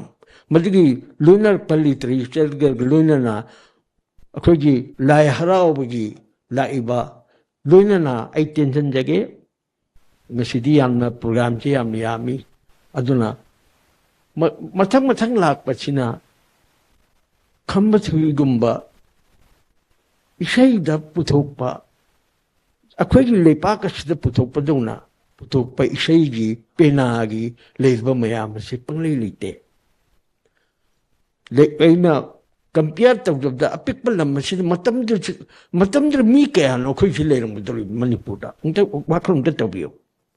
mi ka Manipur da leiram biya ge hujik leirba missing asidagi matam puthokpa kan mi ka bu leiram de matam la isei jagoi danate astrology gi adu philosophy gi ideas mayam si lehrau buda akhoi phajan leire original loiba creation bu jagoi gi soi de puthopanga madi Manipur da de akhoi yam chauna akhoi na ai jeli se directly chumi directly adu bu jagoi gi isei ge punna creation bu asak phajan pi bangam le pa prithvi de leite ai chau thok nai jeli se si angakpa talent masi khangba isei jagoi da khangba masigi isei ga jagoi ga pullaga adu so ohum su da pandit akoi ge amai ba haiji ohum masina khoi gi ꯑꯩꯈꯣꯏꯒꯤ ꯐꯨꯡꯒꯥ ꯅꯨꯡꯒꯨꯝ ꯁꯥꯔꯒ ꯃꯗꯨꯗ balance ꯄꯨꯔꯒ creation ꯑꯁꯤ ꯀꯔꯤꯅꯣ ꯑꯉꯛꯄ ꯃꯇꯝꯗꯒꯤ ꯑꯩꯈꯣꯏꯒꯤ ꯊꯦꯡꯉꯕ ꯅꯨꯡꯗꯥꯡꯗ ꯊꯋꯥꯟꯃꯤꯆꯥꯛ ꯃꯌꯥꯝ ꯑꯁꯤ ꯌꯦꯡꯈꯠꯄ ꯀꯥꯟꯗ ꯑꯍꯜ ꯂꯃꯟꯁꯤꯡꯗꯨꯒꯤ ꯃꯀꯣꯛꯇ ꯐꯥꯎꯔꯛꯄ ꯃꯌꯥꯝꯗꯣ ꯄꯤꯛꯈ꯭ꯔꯕ ꯑꯩꯈꯣꯏꯅ ꯄ꯭ꯔꯤꯊꯤꯕꯤꯁꯤꯗ ꯂꯩꯕ ꯀꯥꯟꯗ ꯂꯣꯏꯅ ꯍꯥꯏꯗ꯭ꯔꯕ ꯄ꯭ꯔꯤꯊꯤꯕꯤ ꯂꯣꯏꯅ ꯍꯥꯏꯗ꯭ꯔꯕ ꯌꯨꯅꯤꯚꯔꯁ ꯑꯁꯤꯒꯤ ꯋꯥꯈꯜꯂꯣꯟ ꯃꯇꯝꯗ ꯐꯥꯎꯈꯤꯕ ꯑꯍꯜ ꯂꯃꯟꯁꯤꯡꯒꯤ ꯀ꯭ꯔꯤꯌꯦꯁꯟꯅꯤ ꯑꯔꯥꯏꯕ ꯀ꯭ꯔꯤꯌꯦꯁꯟ ꯅꯠꯇꯦ ꯂꯩꯇꯦ ꯃꯗꯨꯒꯤ ꯑꯃꯨꯛ ꯑꯩꯈꯣꯏꯒꯤ ꯖꯒꯣꯏꯅꯦ ꯏꯁꯩꯅꯦ ꯃꯁꯤ ꯃꯌꯥꯝ ꯑꯁꯤ ꯔꯤꯄ꯭ꯂꯦꯁꯟꯗ ꯑꯩꯈꯣꯏꯒꯤ ꯕꯩꯁꯅꯕ ꯙꯔꯃ ꯂꯥꯛꯄ ꯀꯥꯟꯗ creation ama atopa creation ama angakpa phangba creation ni yes mapan ki lakpa sana warabsu mapan di lakpa sana lorga sabde khuni sab sana ni kyang likphang kyang hebelam de ki lakpa ni sabde khuni sarmi design di lormi kyang likphang je kyang hebelam ni ne alubu sana do di lobi ai मधुर सारी बदली अखोगी पोर्नी है काउरेदबने अखोगी पोर्नी अदुना कमदोई पृथ्वी पुमरंगसी नट संकीर्तनबु पृथ्वी की heritage नि अखोगी अहलमन सिंगदुगी मखोइन पुतोम heritage ने ngasi लौरप पृथ्वी पोर्नी मांग यादे है मियोय बगी लन्नी मांग यादे है बने हेटिंग बियो अखोगी सेल ड्रेस राशे से लाइक जबनी कनाम सानब रास नते पृथ्वी सानब पुथोप गमद्रबल फिलोसॉफिकल लूब लमदो मणिपुर इंथौ भाग चंद्र पुथोग नखोई मैम खोरमजो पुथोबने अखोई पोर्नी कनाम की पोर नते अखोई अहलमन क्रिएशन अगे होम सूदा माइथीरब लेबाक 1891 दा माइथीरब लेबाक खोंजोंग प्रभा सामी खोंजोंग प्रभाना खोंजोंग प्रभा है दा माइथीरब कांबु हमदना असिगुम पेट्रोटिक असुक फजब पेट्रोटिक इसै सिमसु आई हाइजे पृथ्वी दा लिते पेट्रोटिज्म दा लेबाक नुसीबदा खोंजोंग प्रभा गुंबा इसै लिते निंथौ इबोन मुजिकता है इसे सपगी वा खोंजोम लान यस खोंजोम मेजिदा अखोइना असुकी मतम मदुला लेनो दोविना कप्तना मान मदु संब मदु पुथोंबे इसे सिंगदो मदुगी थौनादो निंजंगी थौनादुनी लुरिसि थौनादुनी सिगी बेय लेपा की दमते सीबगी थौना मया थौना दुन ngasi अखोई लेपा से हिंगिबले मसिगी थौना से मसिगी थौना लिंजिन पांगन मांग बयादी हाइदन लाइवक खदना सिमतंग मतेम तंग पंजरंगे मसि कंगला द कखतना अखोई रतन खो अखोई मयाम से मसि डिजाइन तब कांद मयांग भी मनाइनी अखोई मयाम से लेपा से द पोबगी लाइवक फबगी वानी अइना फुंगा अहुमनी नुंग अहुम से अइना डिजाइन तबे मैम याबिगी मैम भी खंगो मोय ngasi बाबा टूरिज्म डिपार्टमेंट लबु कनाम तनु इरग पीबु उद्री मैम जी खंग ले मैय द नुंग ले जि महादेव नि गाय जल नो मई की महौत छिनबा फुंगा नुंगदुम द मई मुटपे यादे फुंगा मनुंग द मई मुटपे यादे मणिपुर दी अदुगी थौना की मई दो ngasi बाबा चाई हदना मसी डिजाइन तबजरम बने मसी कइदोगे अंतरी गोमिंग बु कमिश्नर को यावरी आई बमत डिपिउ कइदोगे मयामदा अंगांग मयाम दि खंगद्रे कनामदा अखोइना दुवाना केनो सिद कोखलगा कंगला द कोखलगा आई यावरी तनी पूजा तुंबी यावरी बहादुर यावरी नि अखोइ खरना अंतंग हैजदरबा खोइना आई हाइजगे कसुली तब खोइनी अल्लमन सिंगु येमुलदी अदु फुंगा अदु लाइबक थीदना फुंगा नुंगि युंगबो नुंगि साबिबे याग्रा पीडब्ल्यू की इंजीनियर सिंगना ngमोय हायबा चपतुंगगा मतोंदुम कोनगे हाय मणिपुर मदुगी टेक्नोलॉजी दे लेते हाइते हारे अदुगी चपतुंग सुनो हाक्रिप्तो अदु मयादी Jung जेमैनी Pangal Loxing Tona represent me. No, was it true mutti? My tea day quite. My tea day. Sahib Lak Bakanda, Kondong, Showman, the Kondong, poor Maytavang, the Manipur, the Dinkin. Minang in the quay. Minay do Shopya, they had me. No could ye me at the Brass Ying Hallway. No good hungry. Come the pony, come the Asabu, come Pontene. Come the Misangi, Madu, Manipur, the Yam, Line, Alaman Chingula, Tres the view. Kaligumam the manet, Kanagum the command, the Desni, Ragovin and Toliver, Kanagum the Manaroy. As she can't the Manipur Basin of the Congoy. Manipur Basin of Bijam Kangedi, Ragovin the Kangadam. Manipur Basin of Bijam, Tongan Babish of Bijam. I quite, Nai quite, I quite, Nai philosophy, Tumjarpani, MA philosophy, research to my Basin of Bijam. Dani adu yam chakthok na hajari chini Manipuri Bishna bijum ni tongan ba Bishna bijna adu ni prithibi pombagi sankriton logdraga na ta sankritan na Manipur gi sankriton represent tawribani sorry ai ju somda chakhadem mafam ka chate aduna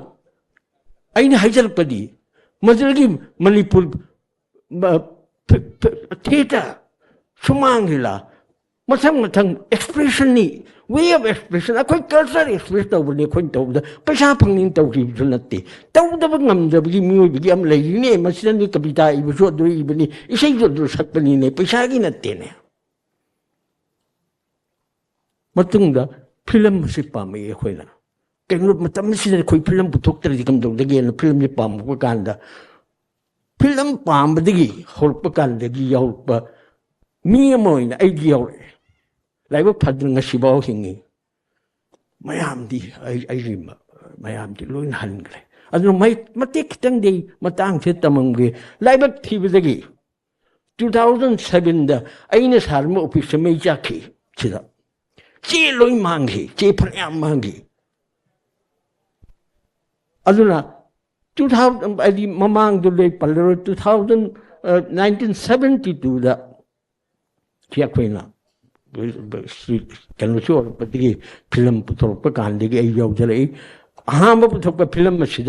music director with Japanese artist who pilot the Mapaja Hajar pay the drama, say they whole evening philosophy was on a dim college, a head of department of philosophy. Say, drama Asutawi, Naming Hamadedum, Adubu. Please target the weekend with the Angang Singo Tambira pudding a Mukta Taropaganda, and we are Mwaki. Adubu, Matang Taropaganda, Aina, Matangi Manipur, Hanba Manipur, the Pilamni, Mashida Hanba Manipur music director, the way we were Pangari. Adu Manipur Pilam, Matab Manipur, Hama Manipur Pilamate. Haibaga, so perfect yaw adum matam na teko di to sigumase. Kayuno mapaya dal machapo piya ponte. Adun aham film na matam Manipur ne harta li mapadi kana uitare do dia. Sikale da wada mapai da film gi awa su khangda ba film mai di film maker na khangani awa ba khoi matam di awa ba kalino jo khoi da na khangya. Camera masuk ponte kaligumam to yam dal chong thok tan film nam ne na ga nam bilip singdo akhoi de di luare akhoi de makhoi popiram de going chi film nam ba phangjalim ni kawi apon because akhoi pam akhoi expect theater to akhoi te pam da isai saglai machi pram machi kai no da akhoi mioi bu mapoki amarom da harga keloni harim ne ba artist sai di prisoner of time ne hayaba prisoner ni koi khang bangam da ni prisoner ni koi upai ta ni to de ya da aduna film ji pongdor pakan mathang laiba phadana ai jage mathang tar pakan da 1980s bhau chi da kaling ba government ki help da tor manate publicity office haibam lermi Mahudagi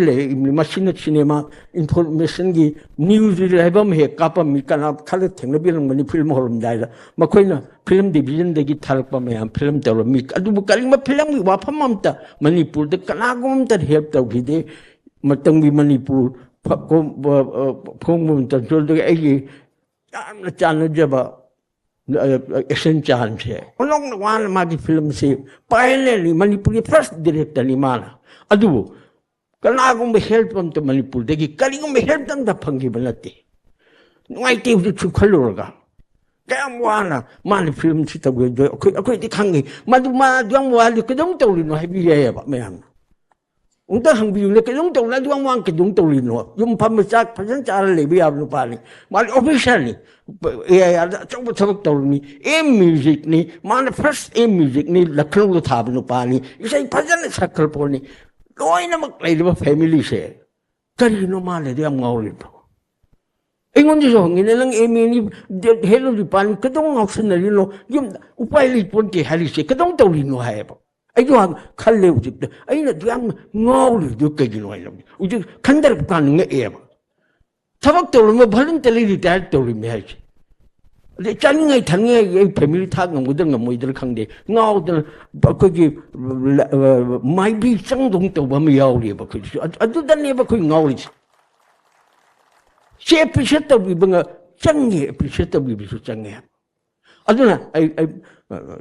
okay mathang thang to pakan 1981 da Manipur Film Development Council hedra malingi majam social welfare majam chawkhal pamitum bum khaidorei aham da drama ga si publicity tormi but drama ga si ai best actor ani rak phangjai ma yawung bali mu chala jaw yawung bali matam de MU dagi matam publicity da drama festival to bukan akoi aisu ukilak pa sabagi aldagi kanu sabagi ko gi pural mai thabagi kali gi mayam am alien dadi hekta lila mayam je torok panin matam dela alien kanu su jagoi gi sai gi mayam je torok pa publicity dagi khaidoraga social welfare arts and culture ahama khaido kadi stekla academy da loino janil kantona 1970 da link 70 da link kapachil loina mak masi loina culture gi thabak si mana toroi khaidorei mathang khaidor pagalla kal tension jarga 1980 da social welfare art and culture linga kancho janil kanto sina okay mana Jubilee ga orba ad chalu kan da film de art ni film de culture den thina tawdal di sidi yaroi haibisi yam kanna masigi wafam mayam si khanar padagi matam dula asam da masim ko wini ko koi asam di ka bu chwa ya dabni asam di culture gi makan film le matam da chawl ma mi di joti chitrabal ning kham le makhoi digi lawol culture gi makha de leba film si makhoi si law chen matam dugi ahal laman ai dula amakhak gi pal thok chang bi yanan semi si Sri Shang Ke Singh na CM na Chief Minister Sri T.S. Devendra na Minister Education Social Welfare K. Manmohan Singh C. Dongal na Finance ki K. Kamini Singh the Director of Information and Public Relations T.S. Haridas M.K. Binodini G. Narayan Sharma S. Romani Singh L. Damodar Singh A. Shyam Sharma A. Lokendra Singh S. N. Chand Singh L. K. Simre Akshay Kumar Singh Professor Inil Kant Singh Haisina Secretary ga Member Secretary orga yanamba counseling sinalingi aduga arts and culture gi makhada akhoi se lingak paneba art and culture gi makhada la kan ngi si sayang thai la kan da amuk la le har di kam do ba asok kan akhoi no wa da hon da sok taw ba pudra la kan chida si wa kham ji ma amon khan bi ni ko ai ngi si mayam da ai mayam da saki oi bi akhoi nga si wari se Manipur popudi oi bile khoi Manipur ki culture ki makha da le bide akhoi nga si akhoi chauna mai thangatna khoi chat pangam ni ko Manipur de gi ni hai da kali gi no kanam hang ina khum kana le ge hangoi ama hangoi Manipur gi yes respect tong la bida akhoi culture da respect to music sports n tawri very good the whole is the culture yaudana be society ma culture yaudana kalma society no chakot le hage dole sibo aduna akhoi ati ma culture society da ler kanda ꯑꯩꯅ ꯃꯁꯤ ꯍꯥꯏꯖꯕꯒꯤ ꯋꯥꯐꯝꯗꯤ ꯀꯩꯁꯨ ꯅꯠꯇꯦ ꯑꯩꯈꯣꯏꯅ ꯃꯁꯤ background ꯑꯁꯤꯗ ꯀꯜꯆꯔꯗ ꯑꯁꯥꯝꯗ culture ꯃꯈꯥꯗ ꯂꯩ ꯈ꯭ꯋꯥꯏꯗꯒꯤ ꯍꯦꯟꯅ ꯆꯥꯎꯈꯠꯂꯕ ꯐꯤꯂꯝꯗ ꯂꯩꯔꯤꯕ ꯀꯦꯔꯂꯥꯁꯦ ꯀꯜꯆꯔꯒꯤ ꯃꯈꯥꯗꯒꯤꯅꯤ ꯐꯔꯤꯕꯁꯦ ꯃꯍꯥꯔꯥꯁꯇ꯭ꯔꯗꯒꯤ ꯃꯔꯥꯊꯤꯒꯤ ꯁꯨꯛ ꯐꯖꯅ ꯆꯥꯎꯈꯠꯂꯤꯁꯦ ꯑꯍꯥꯟꯕ इंडिया की फिल्म से मराठी लोन दादा साहेब फाल्के की हरिश्चंद्र थी मराठी मरोन नम्बी फिल्म से इंडिया की फर्स्ट फिल्म ने लौरी से नहीं अदुना अखोईसु मणिपुर से चप चाब बैकग्राउंड दे लापति अखोई मणिपुर से कल्चर की रिफ्लेक्शन नहीं फजई है पृथ्वी फाव ईरान की फिल्म से फाव मुनियो ईरान मखो कल्चर नतल कहीं नमोय मखोई पिक अपीब ईरानी थोड़पन पृथ्वी लिट तौरीने हजे फाव मणिपुर पृथ्वी की ईरान फिल्म है मैम सलाम तौर मणिपुर कहीं गमोय अखोईबू डिपेंड तौदरे अगर होटजब है कसु लेते सैम सलमिन खनबीरुनुको इमागे निथेंबने इसांगदी असमंगमी मणिपुर पोबगे अखोई वानी से दैट मीन्स मणिपुर की बैकग्राउंड मणिपुर की लिटरेचर मणिपुर की सांगब सिगुंब अमल लेरे नखोई तौ हाइबलेबा मदु थीबियोबा मीगी मतौ तंखा हंगुई मलिन सुचात नदी कानरोय मसक खंग सना मसक मनी मसक खंग तौबियो इसा सिंगदनी कोई हाइजे आई ngang कान साउन कई सा कईगो पिक्खरब लमसे पिक्खरब फिल्म नंबर कांबू खजतना अखोई फंदना करिमता कानलो अखोई की नुसीना चानना तिनबा पई तिनोको बी यूनाइटेड नखोई मी कानो ने मणिपुर फिल्म नमी सिबो आई मतमददी अखोई हो मलीदनी कईदोंना जो अखोई लमजिन जल अदो लमजिन चेंबा मदो मखों थुदेगा ई फास्ता है दो तौनु कानलो तो कितना वाखन ताओ इचासा अखोई ने हरमी से मुन वाखन ताओ को बी यूनाइटेड कोई पुंजन लगा मणिपुर दे थोक फिल्म दी फजबनी है जे हायन जे उंटा ए ये मुनो ए लोरे मणिपुर दी हाय अदोम चखिता मांगता है सॉरी इसे सांगदो प्रप खंग आई हाय मन दी के हाय जी कल गिनोबू करीगिनो है पृथ्वी अखोई सुख यामदरबा लोन जाति की फिल्म सही यांखई सुन नंबर अमा भाव लेत्री आई ngasi चैलेंज तो हाइरे सिने कलानो पुथोकिरो आई गंगांग से लोन याम गिदरबा मी मसिंग लोन अमदा लेफ्टन सही यांखई चुपना पुथोरपं ngamba कलियुंबा सोसाइटी में पृथ्वी द लेते इंडिया की वाली तो से पृथ्वी लेतबा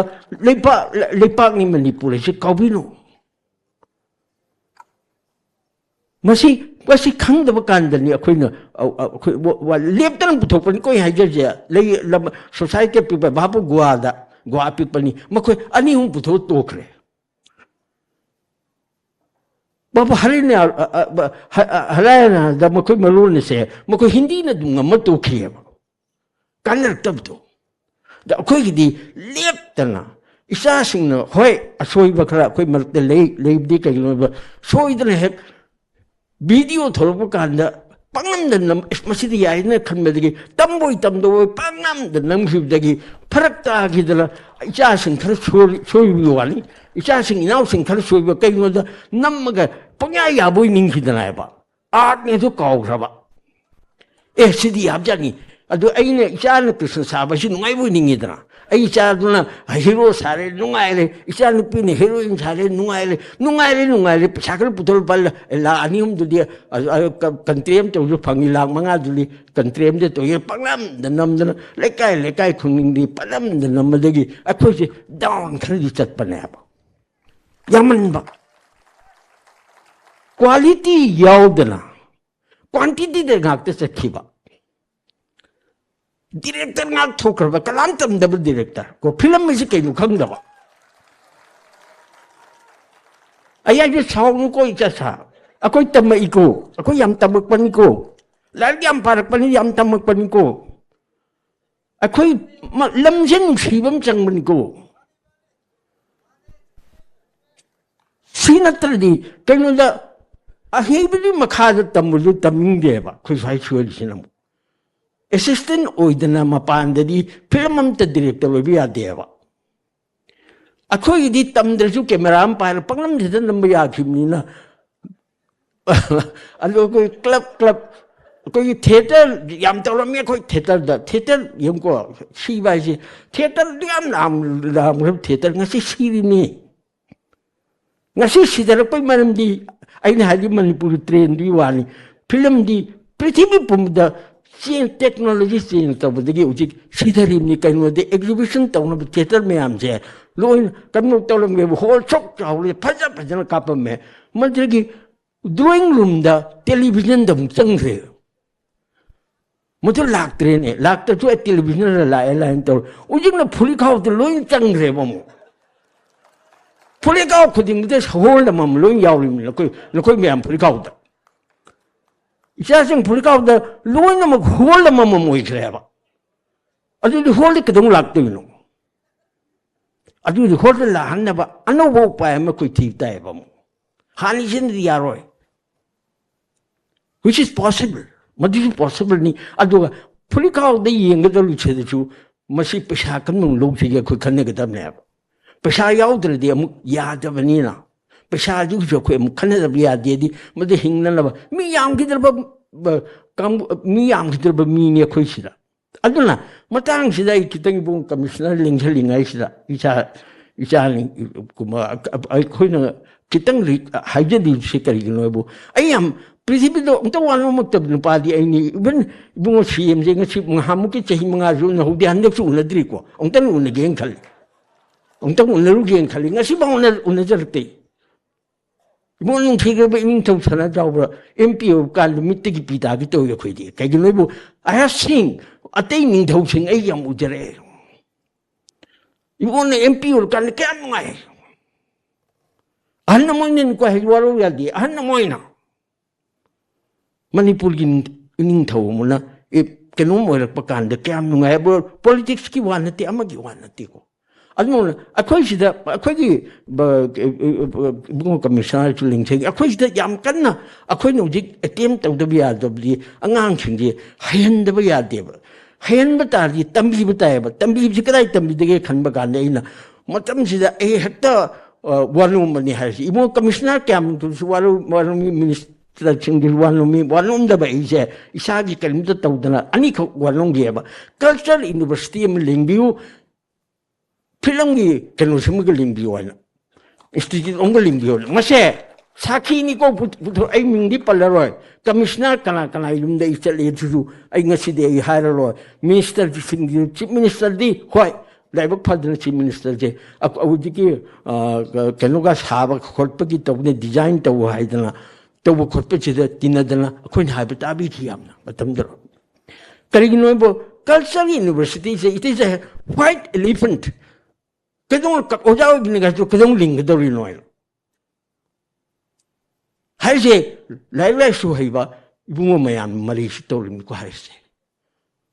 ako commissioner only Odisha dam leisle ako Manipur ling dam ni kaino ni makala akoy sila jagoy isay mayam certificate mayam pidari tabuk tawang pangoy theater tawriba mayam ji ay sir mayam ji kalay tabuk tawdoy no theater ji lailak tamboy na tamimi di Punjab ta su tamboyawi abtay lam da su tamboya ko di tambam leite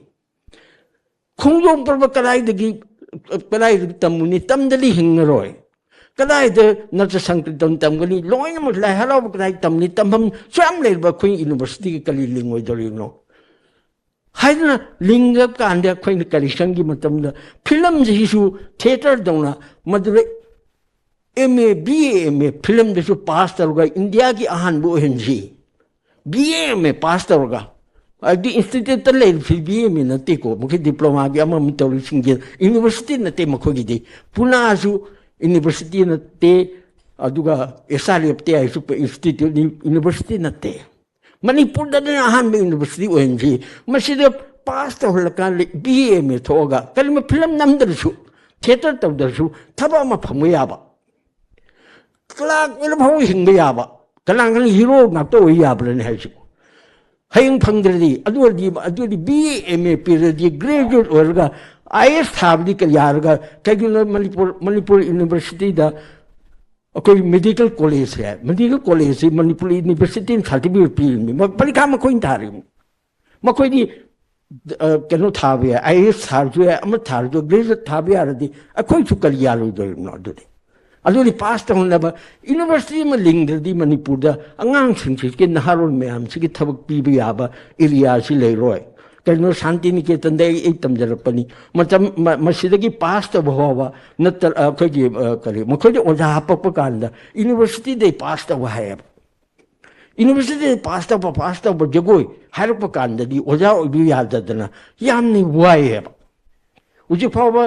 SRF के आई दगी पास तो graduate फाव ओजा ओबि याबे यादे जि Guwahati television institute सिदा मखोगी director की फम the हाप याददन फाव मखोदी याम अवाब थोइबनि उजि हंबिरा दुम खंगनि ऐ मखोई लिंखपछु यावे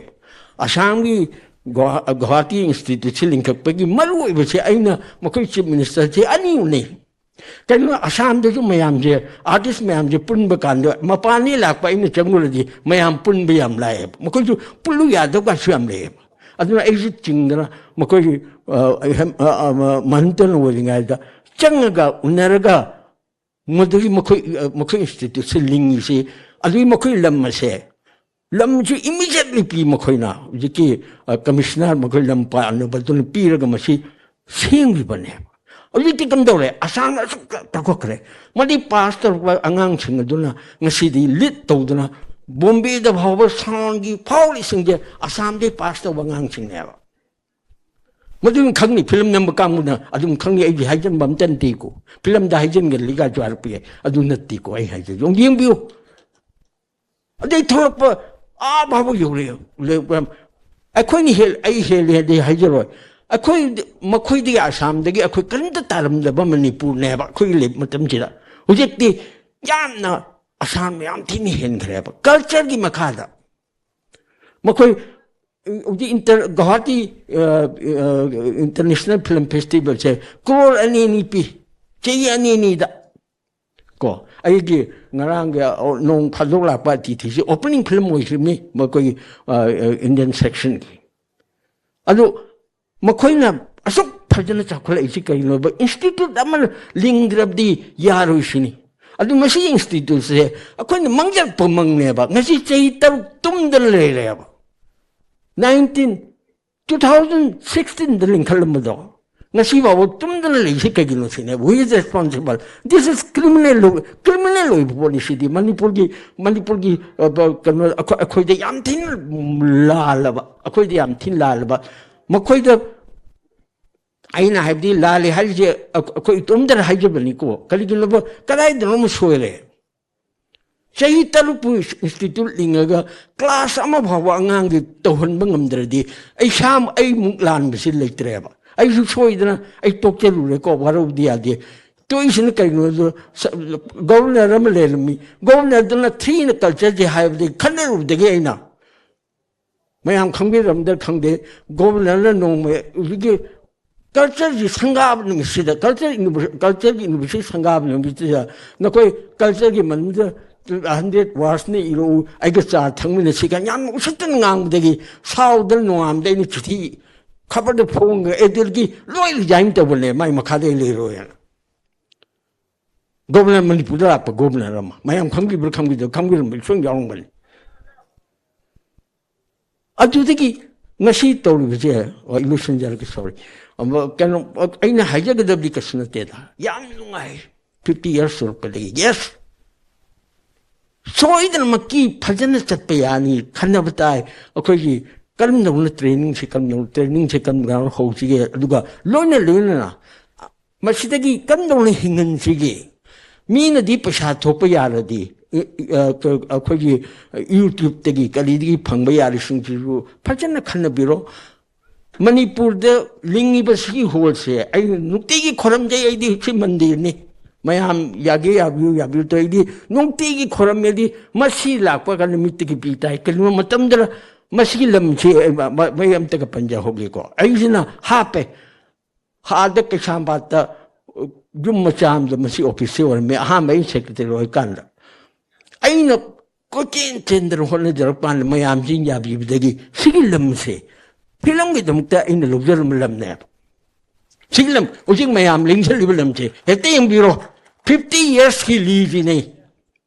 50 years ki leave ni pisale ke matam da madu tawra nakan sida akoi office ado una yamna wana sar ka office lingak panap masida lermi se akoi asida 26 January da masida tribal gi mayam lam gi 26 January sida jagoi gi competition nam tawi 27 da competition ma tawda ma asida raina hida yam kanba chief commissioner lermi magi nupi Mrs. Raina se man tawra masida hek machi ujik leiba machi semjing gi bani masim tang lermi loina mak awon dari dio leibenate asumda kanugi akoi govinda jinnat na loi asini ko na art and culture work kadel si govinda jinnat la arga siloina khas leni matam sida ko gi ibotom gi sayamna revenue pai masi film gi damakta masi gi lam masi ba di majule hoding si film sim leim le chu ai khanje ba masi ma leim di akoi kadai le pai de leim dum khangde film ji kari gi noi bu film ji ko gi makok nai de dum marang ma hek taw film gi awa si aduna masigi mafam si the sabje holba kan the councilor me 1987 the corporation only je ka ginobu national film development corporation haibam lei makoin pisha pi rishikesh mukherjee in ko thoila ami manisi sanga biram bani rishikesh mukherjee tabiram be aphaw ba india gi ko ene disi chairman or mian pisha pi ke jum chana btau haibdagi corporation on the society the pbad loan ni magi the lower kan masi saba holmi hobakan da masi gi design je Russia dagi engineer laga matam da ko gi Dr. Narasu yam thawa yobi dana ma ko raga masi design 10% gi design ga ju mutul holmali makoi na laga makoi di maning da umjang lo umali akoi mayai ji da stage thamaga somdana film we be yawa somdana drama san be yawa haidana tawum digi makoi na saba holmali 1991 da kariginobu aine imagine them number kan the thamoi chin ngai man ki darba aigi borna paisa phangdar kan wa ki ba mayam jena ingon the thina cher pakariginobu 1980 da 79 80 da puthoke ba olang thagi wang na highest running ngasi ba thoktre ba khwali sangna utki film ne ba solely defeat over solely about the end give up pretty bomba writing on the label has which a power calamton to guide them dream machine push up hunger head tongue and help that and imagining him the meaning visible machine packet of pani again and then yona push pin of name aduch buhandi to real family yauna learning on the wall of the I was a key a film private producer film and number edna kanam taking them the name view imagining thank you matung the kanam de pusha nachiba nam driaba I know Miss Gomengini do the sangini in every sigini Manipur gi peshamta nate Manipur gi namam de yam namang when yam nai Nambion, I got naran give I num vidre, I got waru bilo, I twice mungai tre Manipur, I ojaw didn't jagger. I know ojaw later, Matangi imagining him a word pangi low chate. Nestle what I looked chate. Calcutta Utpakanda, about Indian Pinroma, Hamchamukani, Indian Pinho Utpada Chate. Sanai bimne buholne samka bidulne romani mokhichale ichatti ichalroyan ai togi film je namaro ken family je kaligi nungai taba personal be yam le di pasasi mangmun galna film do pakan kadai de achuk thi bangang kedung puthorei nom director phuglam ni ga hegi asuk imagine thim utpakanda ไอ้เห็บพมักเยียงอาสุกทีบางางก็ได้เดลเลยงางมาทีพายบ่อุปคุยจากคุตอุปอาสิ่งบ่ดีเรคเตอร์พูดเลยชีคุยตารีเนี่ยจะอันนี้ประชาชนยังเดือดกันเลยบุคคลดีว้านนั่นจะเกิดเป็นฟิล์มดูมันจะเกิดตัวเองเนี่ยพัมเลยกันเด็กกำลังเลยอินนั้นเป็นอะไรมาอุปการณ์ไม่ยามยินอมชันเดนะ surprise of the year เนี่ยนะ best film เนี่ยนะตาร์ปันเดียอีฮันฮันะก็ได้สักเก็บบัตรตรงนี้พังกัน new directors new films ให้นะนิวยอร์กตาmodern art museum the new directors new films director du satta diya da mante india government ne ki phare nang satta diya de ai cha chalo in lai do nang satta diya de kai no da new directors new film the director yaw de karai de no new film utole do ma koi lo ra kan the meeting mayam onjan dan hangi bane aduna film di director yaw the mi ya da na ai chatlu le chatlu kan da masang chali pai litre film di namdre adura 1984 da film director secretary hap ni har kan ji de kari gi noi chau gi de bo akoi kak khe ba matam dura camera ship ama ba phang da na akoi film loina dili akoi di kalta da namak pani camera am ba ulak pana te mitna Manipur sida nung tarak pangan de short am tang nam ni ha kan nam ma phang ban te ai adur di ai secretary or ga am tang di equipment me am chilerum ge na ai chang pa ne ba chang ba kan de yanan lam je lo le equipment almost ai loi le ram mi ko ngasi wa sang na ba ye loi na mai chak pa kan cha handri se ai na strong room ma fire mai chak ta room ma mai sajar me ba madula thama ba equipment me am do ngasi wa chak ta le ri se ne ba madi mai chak pa ji ching ne kam nung chak ni ching 2007 na sai ne har si loin chak pa kan adun equipment loin sure kan chi da no ma Buddhadev Das Gupta ko bom le ta bir me ibani award lo min kan ma hai sham na ngau bra ke dor ge nang ne MFDC corporation ki managing director oi le din ke jong le no mai ke jong ge bo aduli anyone can be your managing director nang film ji kan nam video no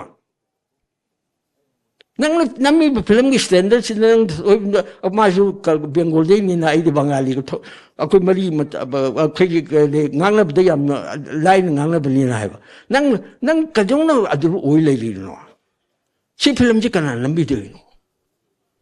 film yam ge knowledge ke film yam la pa kan si da nang nang si nami ba isan no dong nami film ji ka isan no di nam ba tam dra masi makata de ai ji thabuk te lu thok ko dolam ni chief secretary ru pa chi thiam le ngon da thaw lu thok lai madula itatat na kan bi re lai bok phan chief minister singhin na chongjan na e thamu hai da ai ji kan bi ru pa de le ru pa ne dim ko le ro ja wai na tring han thabuk tal le dam ni thabuk thak lok thoi ni iri ju film maker ro kal yo khoi chi gi ma akoi Manipur gi ha tan ko hai ji iri thabuk lok thoi iri nei ngol ai ji lok thoi adu Bhagavan ishole imalin khali imale bakse ai maglam yam toli ai ni hinjar puso de hinjar imi mayam adurigi de ai halla ka ithabstu eba thabak to edi kai nobu ujiki film number chume film number ji tang manati sigi official of the am lai matang official oi reslo or pakan corporation of pakan ni kam do webu india government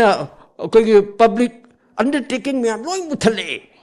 loi muthale corporation loi muthap ganda akho gi siga henlung khatai bungo hingo bune henlung corporation ga ko gi cycle corporation yamar poni mutam loi mut khar kan la ko gi hingo bune laibak thi dana chu 2015 da di amuk hoi kan balu society da mu oli hingba kan chi da uji phawi hingi ba se yam bhajan hingi bani yani soidana understanding soidana le ai no walim tang lija bi ai boi na kalmo phong bu yar di am phani chi me am ingon de lo ne le ai ni haje haje mam te ai pai su operation ni chi me am je ngang le di waro aduna yar di chi me am chi tham bi jam bir ga mung tang phong dok piu karam jar ga paisa phangan chi kam no na training tau chi ge ani se ai chief minister ju ung tang na jani nge mayam ya di help kar ta biu Chief Minister Khuyam Changdarong Tung Nalusi Art and Culture Chief Minister Pire and Tare, Akogi in the Junta request of the Yardi Nizagi, Mongus request to Jage, Adu Lunana, Adu the Wahim Tagahajalme. Art and culture have a department, say. I name the cup coming in Tabla, I know, La Crol Marie Habrican, Yawi Habrican, I somebody will come there, I have a development in Lalme to Mumbai. I do a film, never be a canony, budget name. I think the class had a other power pay about Crol Marina department, art and culture department, about city insult me a quida. It is an insult. I know Pamjabiko, Hello, Varola, they say Marfuta Resu. I don't know. Kara paying to admire to have you. District couldn't look the culture office lingadamni. Sanabilim, Yam Paiko. Sanabana Hakangini, culture na Manungi development. I'm an Hakangi development. I'm a Manungi development. I need Pulak and the Kunchakutation. Manung same grava. Go. Manung the go wakan saying the me, Chakut Piaro. Hakang pan the project me halu near to thee. Hey man, me halu dingni, Masapari me halu dingni. Manung Jumapan just hanging the Dali, culture developed of you. Culture developed of the tribal Kangi Chingi Kangi, I know that the Amholic publicity office Masam Tangling, city Liam Lali, Major Minister, should request to Tokyo Kumiam Chandra. But the Yam understanding labor. Like Papa, I call you like a Papa. I'm in a how which Mr. McQuay Pange. Nachi art and culture, even at them Pune Batajare. A quick Kanakanong Tang Chalaga. Go as you hello in the Dimam Hongam, there, Hobiro. I'm Tang Hobiro, I'm Tiagage, Amutang the Hajage. But see, the department is a under the Sway, but you won't commissioner the Karangamadi wants to help of you, Mokendi, the Nungaram Damsia. Aduga, Masida Pisha Pangakan, the culture, he developed Okanda. Film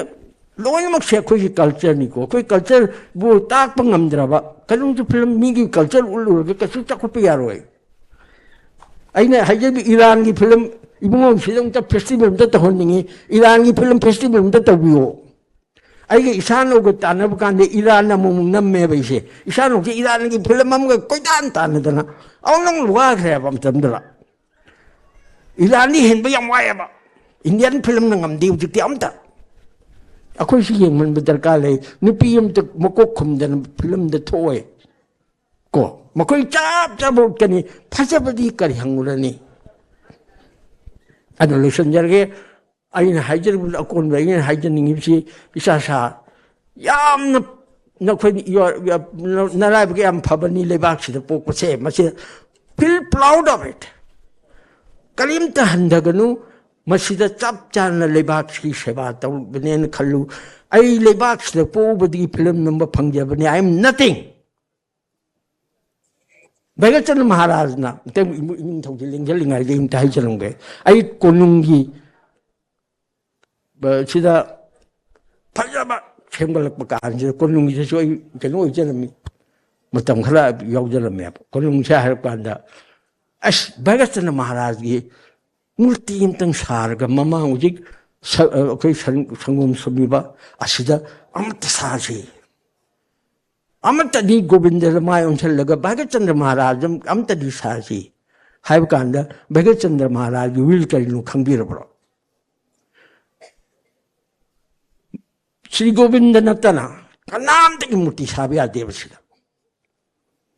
Bagachandra Bungogi, Bagatan Togi, Maga the Harunko Harisi. Muti, not the Bagachandra Gunabu, Magi Muti in Sababu, Captain Sarmiakin. Sarva Murti Sri Govinda si Manipur ki khusab na sarva ni magi murti Manipur am sarva ngamikero darkar lete Sri Govinda khakta ni sire legada murti ati savi adi na sahalam de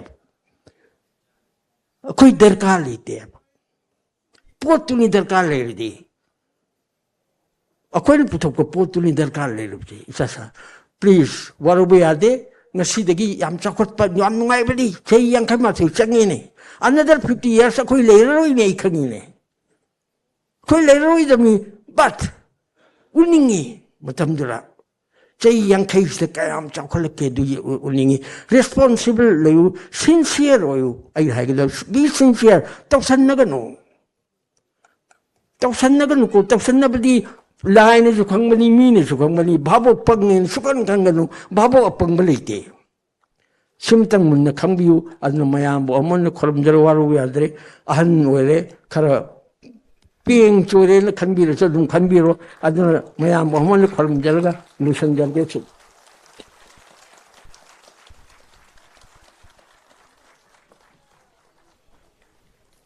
ngasi ge thoramasi ge ikai khumna ba lengbirak pa ikai khumna jara boja aribam shyam sarma oja ki mafam degi hagolak liba naha aikhoina pabungi mafam degi cinema gi lamda tamba gi loiba naire roidaba manipur ima gi tanglaba lan amane international amade national gi thakta film kaya screen tawkraba award fanglaba adugumlaba pabungna ngasi thamiram liba wafam singa sina anawba ithilama pibiraga ngasi gi tinbiriba khwai khebe hagolak liba mirol singda thauna ma hapiraga manipuri gi cinema na malem gi thakta nongmadi sungsoi shoidana mangzil tharakhigani haibagi achet pathajaba nachana thamsari loinana kathok laba lamyan bising boy kai khumna buchaba honor tawjabagi thauramadu makhacha thazage loinana ikai khumna jaraba kathok laba lamyan bising bo honor tawbina bagi damakta ngasi gi thauramasigi athoiba mithunglen gi famfam langda lengsin biriba ikai khumna jaraba ining thau leisem basana jawada noluk nangachari loinana stage thakta lengkhat piraknaba kausinjage thoidok hendok ni kai khumnaraba actor filmmaker dia khwairakpam stage thakta lengkhat piraknaba gi damakta nolukna kausinjare dia khwairakpaming kumjali sing masamapun homputadet hiangai gi tang kunda yumnam lekai lairembi maning de poi lekhidraba khwairakpam momonamadi khwairakpam ongbi bodmani debiani gi masan pani mahi gi thakna bani angang wedding adi gi masagi sei tara dwai mok surop matam dagi yumnam laikai de leiba panthubi naitya mandir sangstan sidagi style artist wena roki state ki thakta madi national ki thakta manaka phangla kremdi hojik phawuda salute film ka dasu kongkre film singa dudi kombirei ingalei thambal matbi sana manbi sanari kanagi hingogani machak machak lei ama amu chandon maidi amam baswangan bani siroi lili operation sangai aigi punsi hayeng na kanagino intok labi heloi loinana laibak hariba film singasila act obuda miyamna thoidokna tasengbadi most sought after actor of Manipuri film hwadigi na phajiba handsome dia na kongnabani ideagi mamisi kaifa harigi na khanba dombo ngangkhele tan thagsu phongdoksari loina ngasi thorum sileng birapa aduga aikona lanthokchari ba jambo khudol pot sing lobi ngangkhele tan thagsari ining thau makhatana lebi khinaba noluk naning singjari loinana mathangda kausinjage kai khumna jorba actor filmmaker haurungbam Devan Singh ojabu stage thak teleng khat piraknaba noluk na kausinjari miyamna Manipur gi theater gi world tinbiriba miyamna Sajing Debin Hariga Kangnaba 6 footer ni Chow Sangbada Chowdam Sangdam Bada Hek Yeng Bada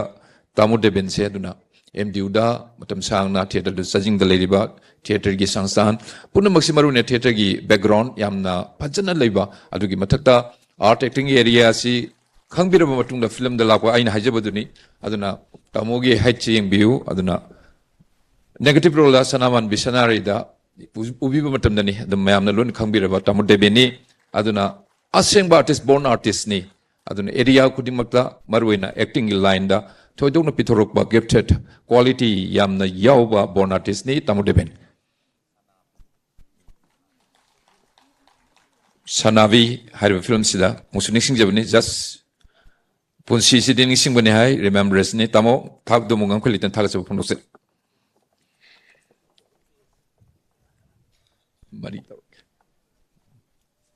Loinana, Matang the Kausinjake, Kaikumna Jeraba, R.K. Amarjit, Matamamagina, hero. Haujikina, director, filmmaker, Ikaikumna Jeraboja, R.K. Amarjit, stays Takta Noluk Kausinjeri.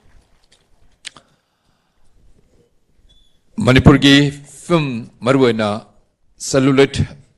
era haizage the R.K. Amarjit. Yamna heroic way ba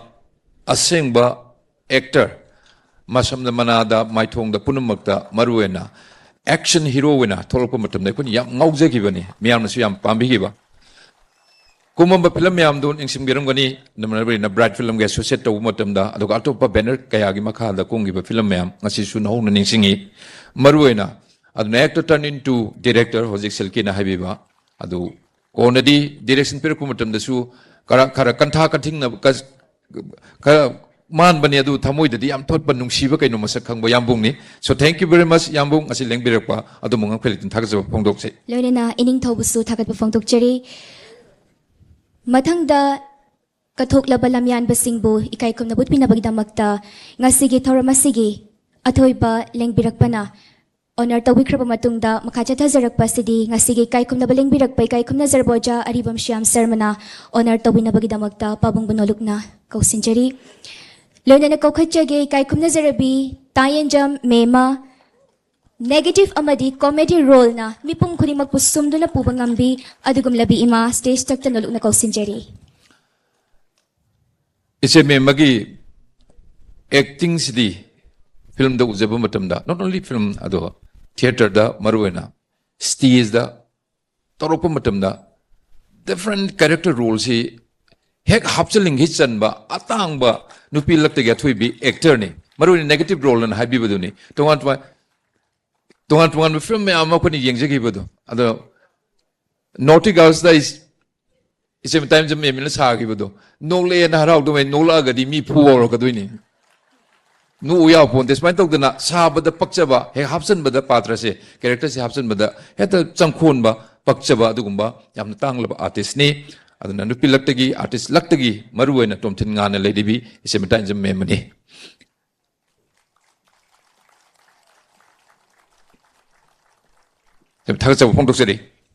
Loinana, Pabung Makata na lebi kinaba, Noluk na Ningsingjeri. Matang da Kaukachage, Manipur cinema gilamda saknai raba choreographer Kishore Kumar Singh, Ketrimayum Kishore Kumar, stage tak talingkat pirak na bagidamagta, Noluk na Kausinjeri.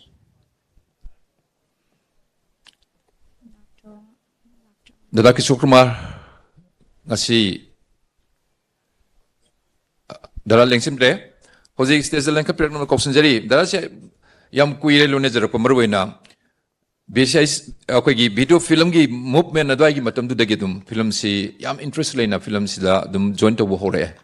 marwena matam du da directorial side ta chan na bagi area si dada da yam chong yawi aduga mathang da the next step da bright film da sanga ba matam adwai dani tamo dhanachandra tamo lalit lebi de ba halma yamung sana jawa aduga marwena chan hisnam Biswamitra aduga Kishore Kumar marwena chan hisnam Biswamitra Kishore Kumar ahum gi trial sigi akan ba movement ma lakhi adwai da directorial side ta dada gi acho contribution leki bani aduna film director mo na film maker mo na aduga isai mek ibada su yam thajadana yamna thotba yamna nungsiba isai mek iba ngamada dani so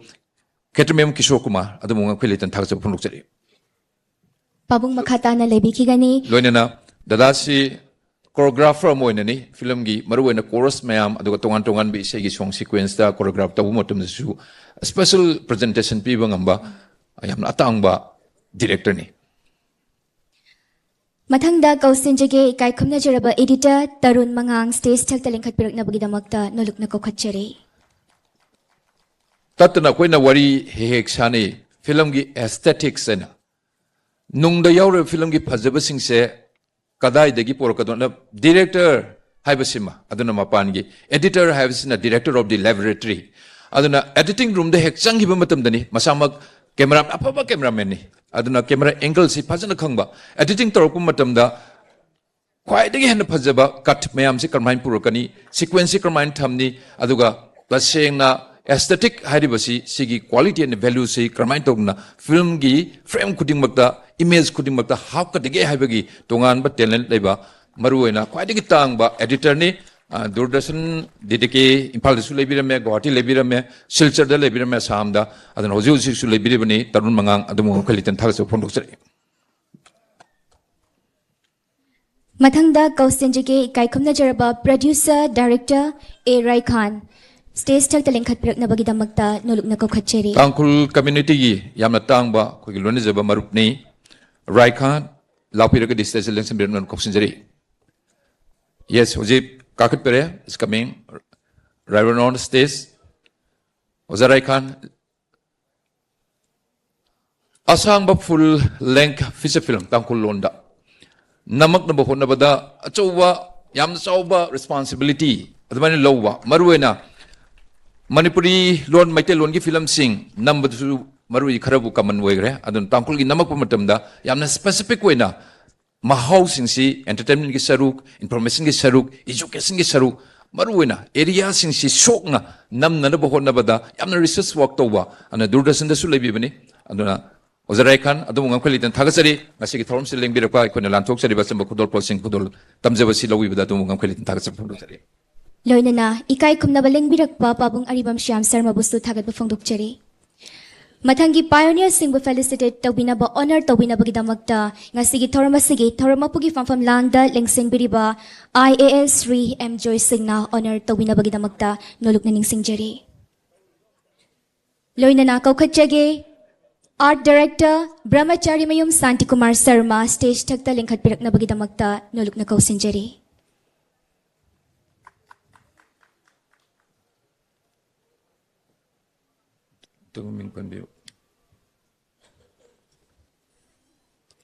Amuktangga na kaukhatjage Brahmachari Mayum Santi Sharma Art Director stage thakta lengkhat pirakani Akoina di tabla haina kokjabani Brahmachari Mayum Santi Kumar Sharma matam sangna lune jaraya film gi line da tinajare Maruina film gi storyboard si yalapun tabla gi magi haitoi singthoi ba man uri ba film gi phajabasi frame composition si maruina bizon sin haijage area sing si una lighting bo yauna yek pangam ba kwai de phajaba madugi art ki area mata sing madu dil taw matamda thodo hindu ba magun chel ba tabla ni ano Santi Kumar harapode koi kaya bu thaje de tabla hargedi yam hen thaje jai ano tabla ngam khelitan thagasa phondok sei ngasi thorum sileng birapa Loinana Mathangda kaukhatjage Nupilaktagi producer Konsam Saroja stage thakta lengkhat pirakna ba nolukna kausinjari Film gi line da maruina acting to wudadi nupi singi participation si yam yame andaga producer we basu masing khara yam phate director we badan hena yam phate adubu yam thajadana Manipuri film gi journey aduga film gi world sida thona pharabi nupi mayam ma Manipur film gi damta chongthok pire ana film puthok pa habasima choba challenge mani ana film gi producer we habasi ekoi gi financer sune paisa ju puthok pa ba film su khang ba ba punamak si dil torok pa ba madu mayok na ba matamda akiba phawdabi taseng na producer mo oibagi chapchaba magun leibi madam Konsam Sarojani adombu MSFDS ki maikidagi ngasigi numisida ikai kuno jaba uchaba phangjibasi eko yam nungaijai tunggi pulsidani lepaletena more and more film puthok pirako Manipur film dam da adomgi contribution lepaletena tawbira u haibo opens thamjari Loinana Mathangda kausinjage producer filmmaker Premjit Nauraibam stage thakta lengkhat pirakna ba ojabu nolukna kausinjari Angang oiringaidagi hauna art pu pamjana ngauduna lakpa ngasi fauba lambi asida lanmi amagum chatli chaurakna feature film tarahumde gumba puthokadaba ahum amasu leire DDK DUCO docu short film taruk su puthokre loinana angang oiringaidagi miyamgi mating pangbada thawai yaurakhi inglisingani supna anidagi panchayat ki mihut su oiduna miyamgi seva taurakhi inglisingani taramarидagi Indian Red Cross Society de yaudana awana taraba miyoibagi seba tawpada saruk yaba horakhi loinana Englishingani tara taruktagi lisingani kun fauba project director soiduna humanitarian organization asida kongdarakhi Englishingani dagi film puthok pahorakhi amade Manipur da Hindi film thinkibadagi Hall singda anoba cinema gi khongho oina anoba digital camera sizinaduna Lanmai film English ani supna anida cinema gi anoba puwari ama hangdokhi. Mathangda kausenjage ikaikumna jaraba producer lyricist ikaikumna jaraba Oja Suresh hidang stage taktaling khatpiraknaba nulukna kausenjari. English kan no ba ki matang lu kara swadi ho gaya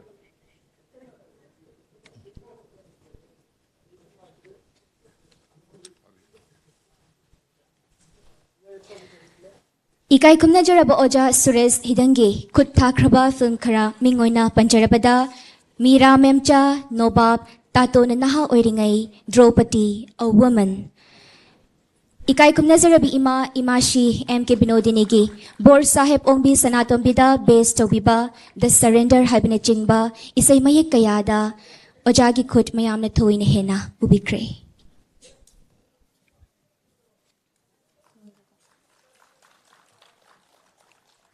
Sri Surisidang Uncle Tagas Pondok City. Sigalunina Pioneer Sing Mapamdane Quenekai Kumaza Tangkaksi Anitong Tamzeba, Matang Silusinjere, Asigi Tarungi, President Winlings in Biba, Sarjoy, Uncle Tagas of Pondok City. Donina Makatarapada, Taurumgi, Chief Guest Winlings in Biba Maharaja Sanaza Wuleshemba, Honorable Member Raja Chava, Kausinjeri, Lunia Nangasi Torum Simmeri Lenina, Tatekno Wapam Karadang, Tambina Bagidam Noluxury.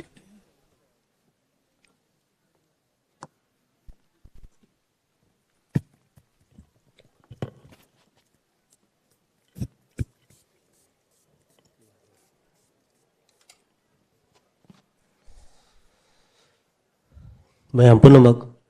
ay kurumjari si Manipur State Film Development Society na sahi ma subna satharakpa aduguma ikoi Manipuri cinema gi sahi yankai surokpa Golden Jubilee celebration asigi closing ceremony asiga sigumba closing ceremony asida koi mayam ki marakta phampakta lengchinbiriba Manipur film gidi cinema gidi arang ba thawai michak kumba ikona ming hangatchabada hangoi na thokpa kai khumna jaraba pabung Padmasri Sri Aribam Syam Sharma legendary filmmaker ai hanmadai kokno na khurumjari mathangda ngasigi President on election biriba Yamba Sri M. Joy Singh IAS Commissioner Art and Culture kay kumnajari lona na mang election biriba Manipur cinema gidamakta thawai hakchang yauna kathok piraba dugumba artist sing aduga nauna lam masida thawai yauna changsan biriba anoba artist sing loina nang asigi thawlam asibu yawba lengbirakliba mayam punamak aduga media gi chilinaw sing punamak ai punamak pu ai kai khumnajari ai matam sangna lawjaroi pamung syam gumba ama koi mayam gi marakta phamdana leiraga ai koina film gi maramda atra cinema gi maramda wa ngangba natraga ngange khalamba mayam ama leiraga sumadu loina mangi bedongno tawi ngasai ngasigi khwaidagi thorom sigi khwaidagi phajaba khwaidagi mapung oiba adugumba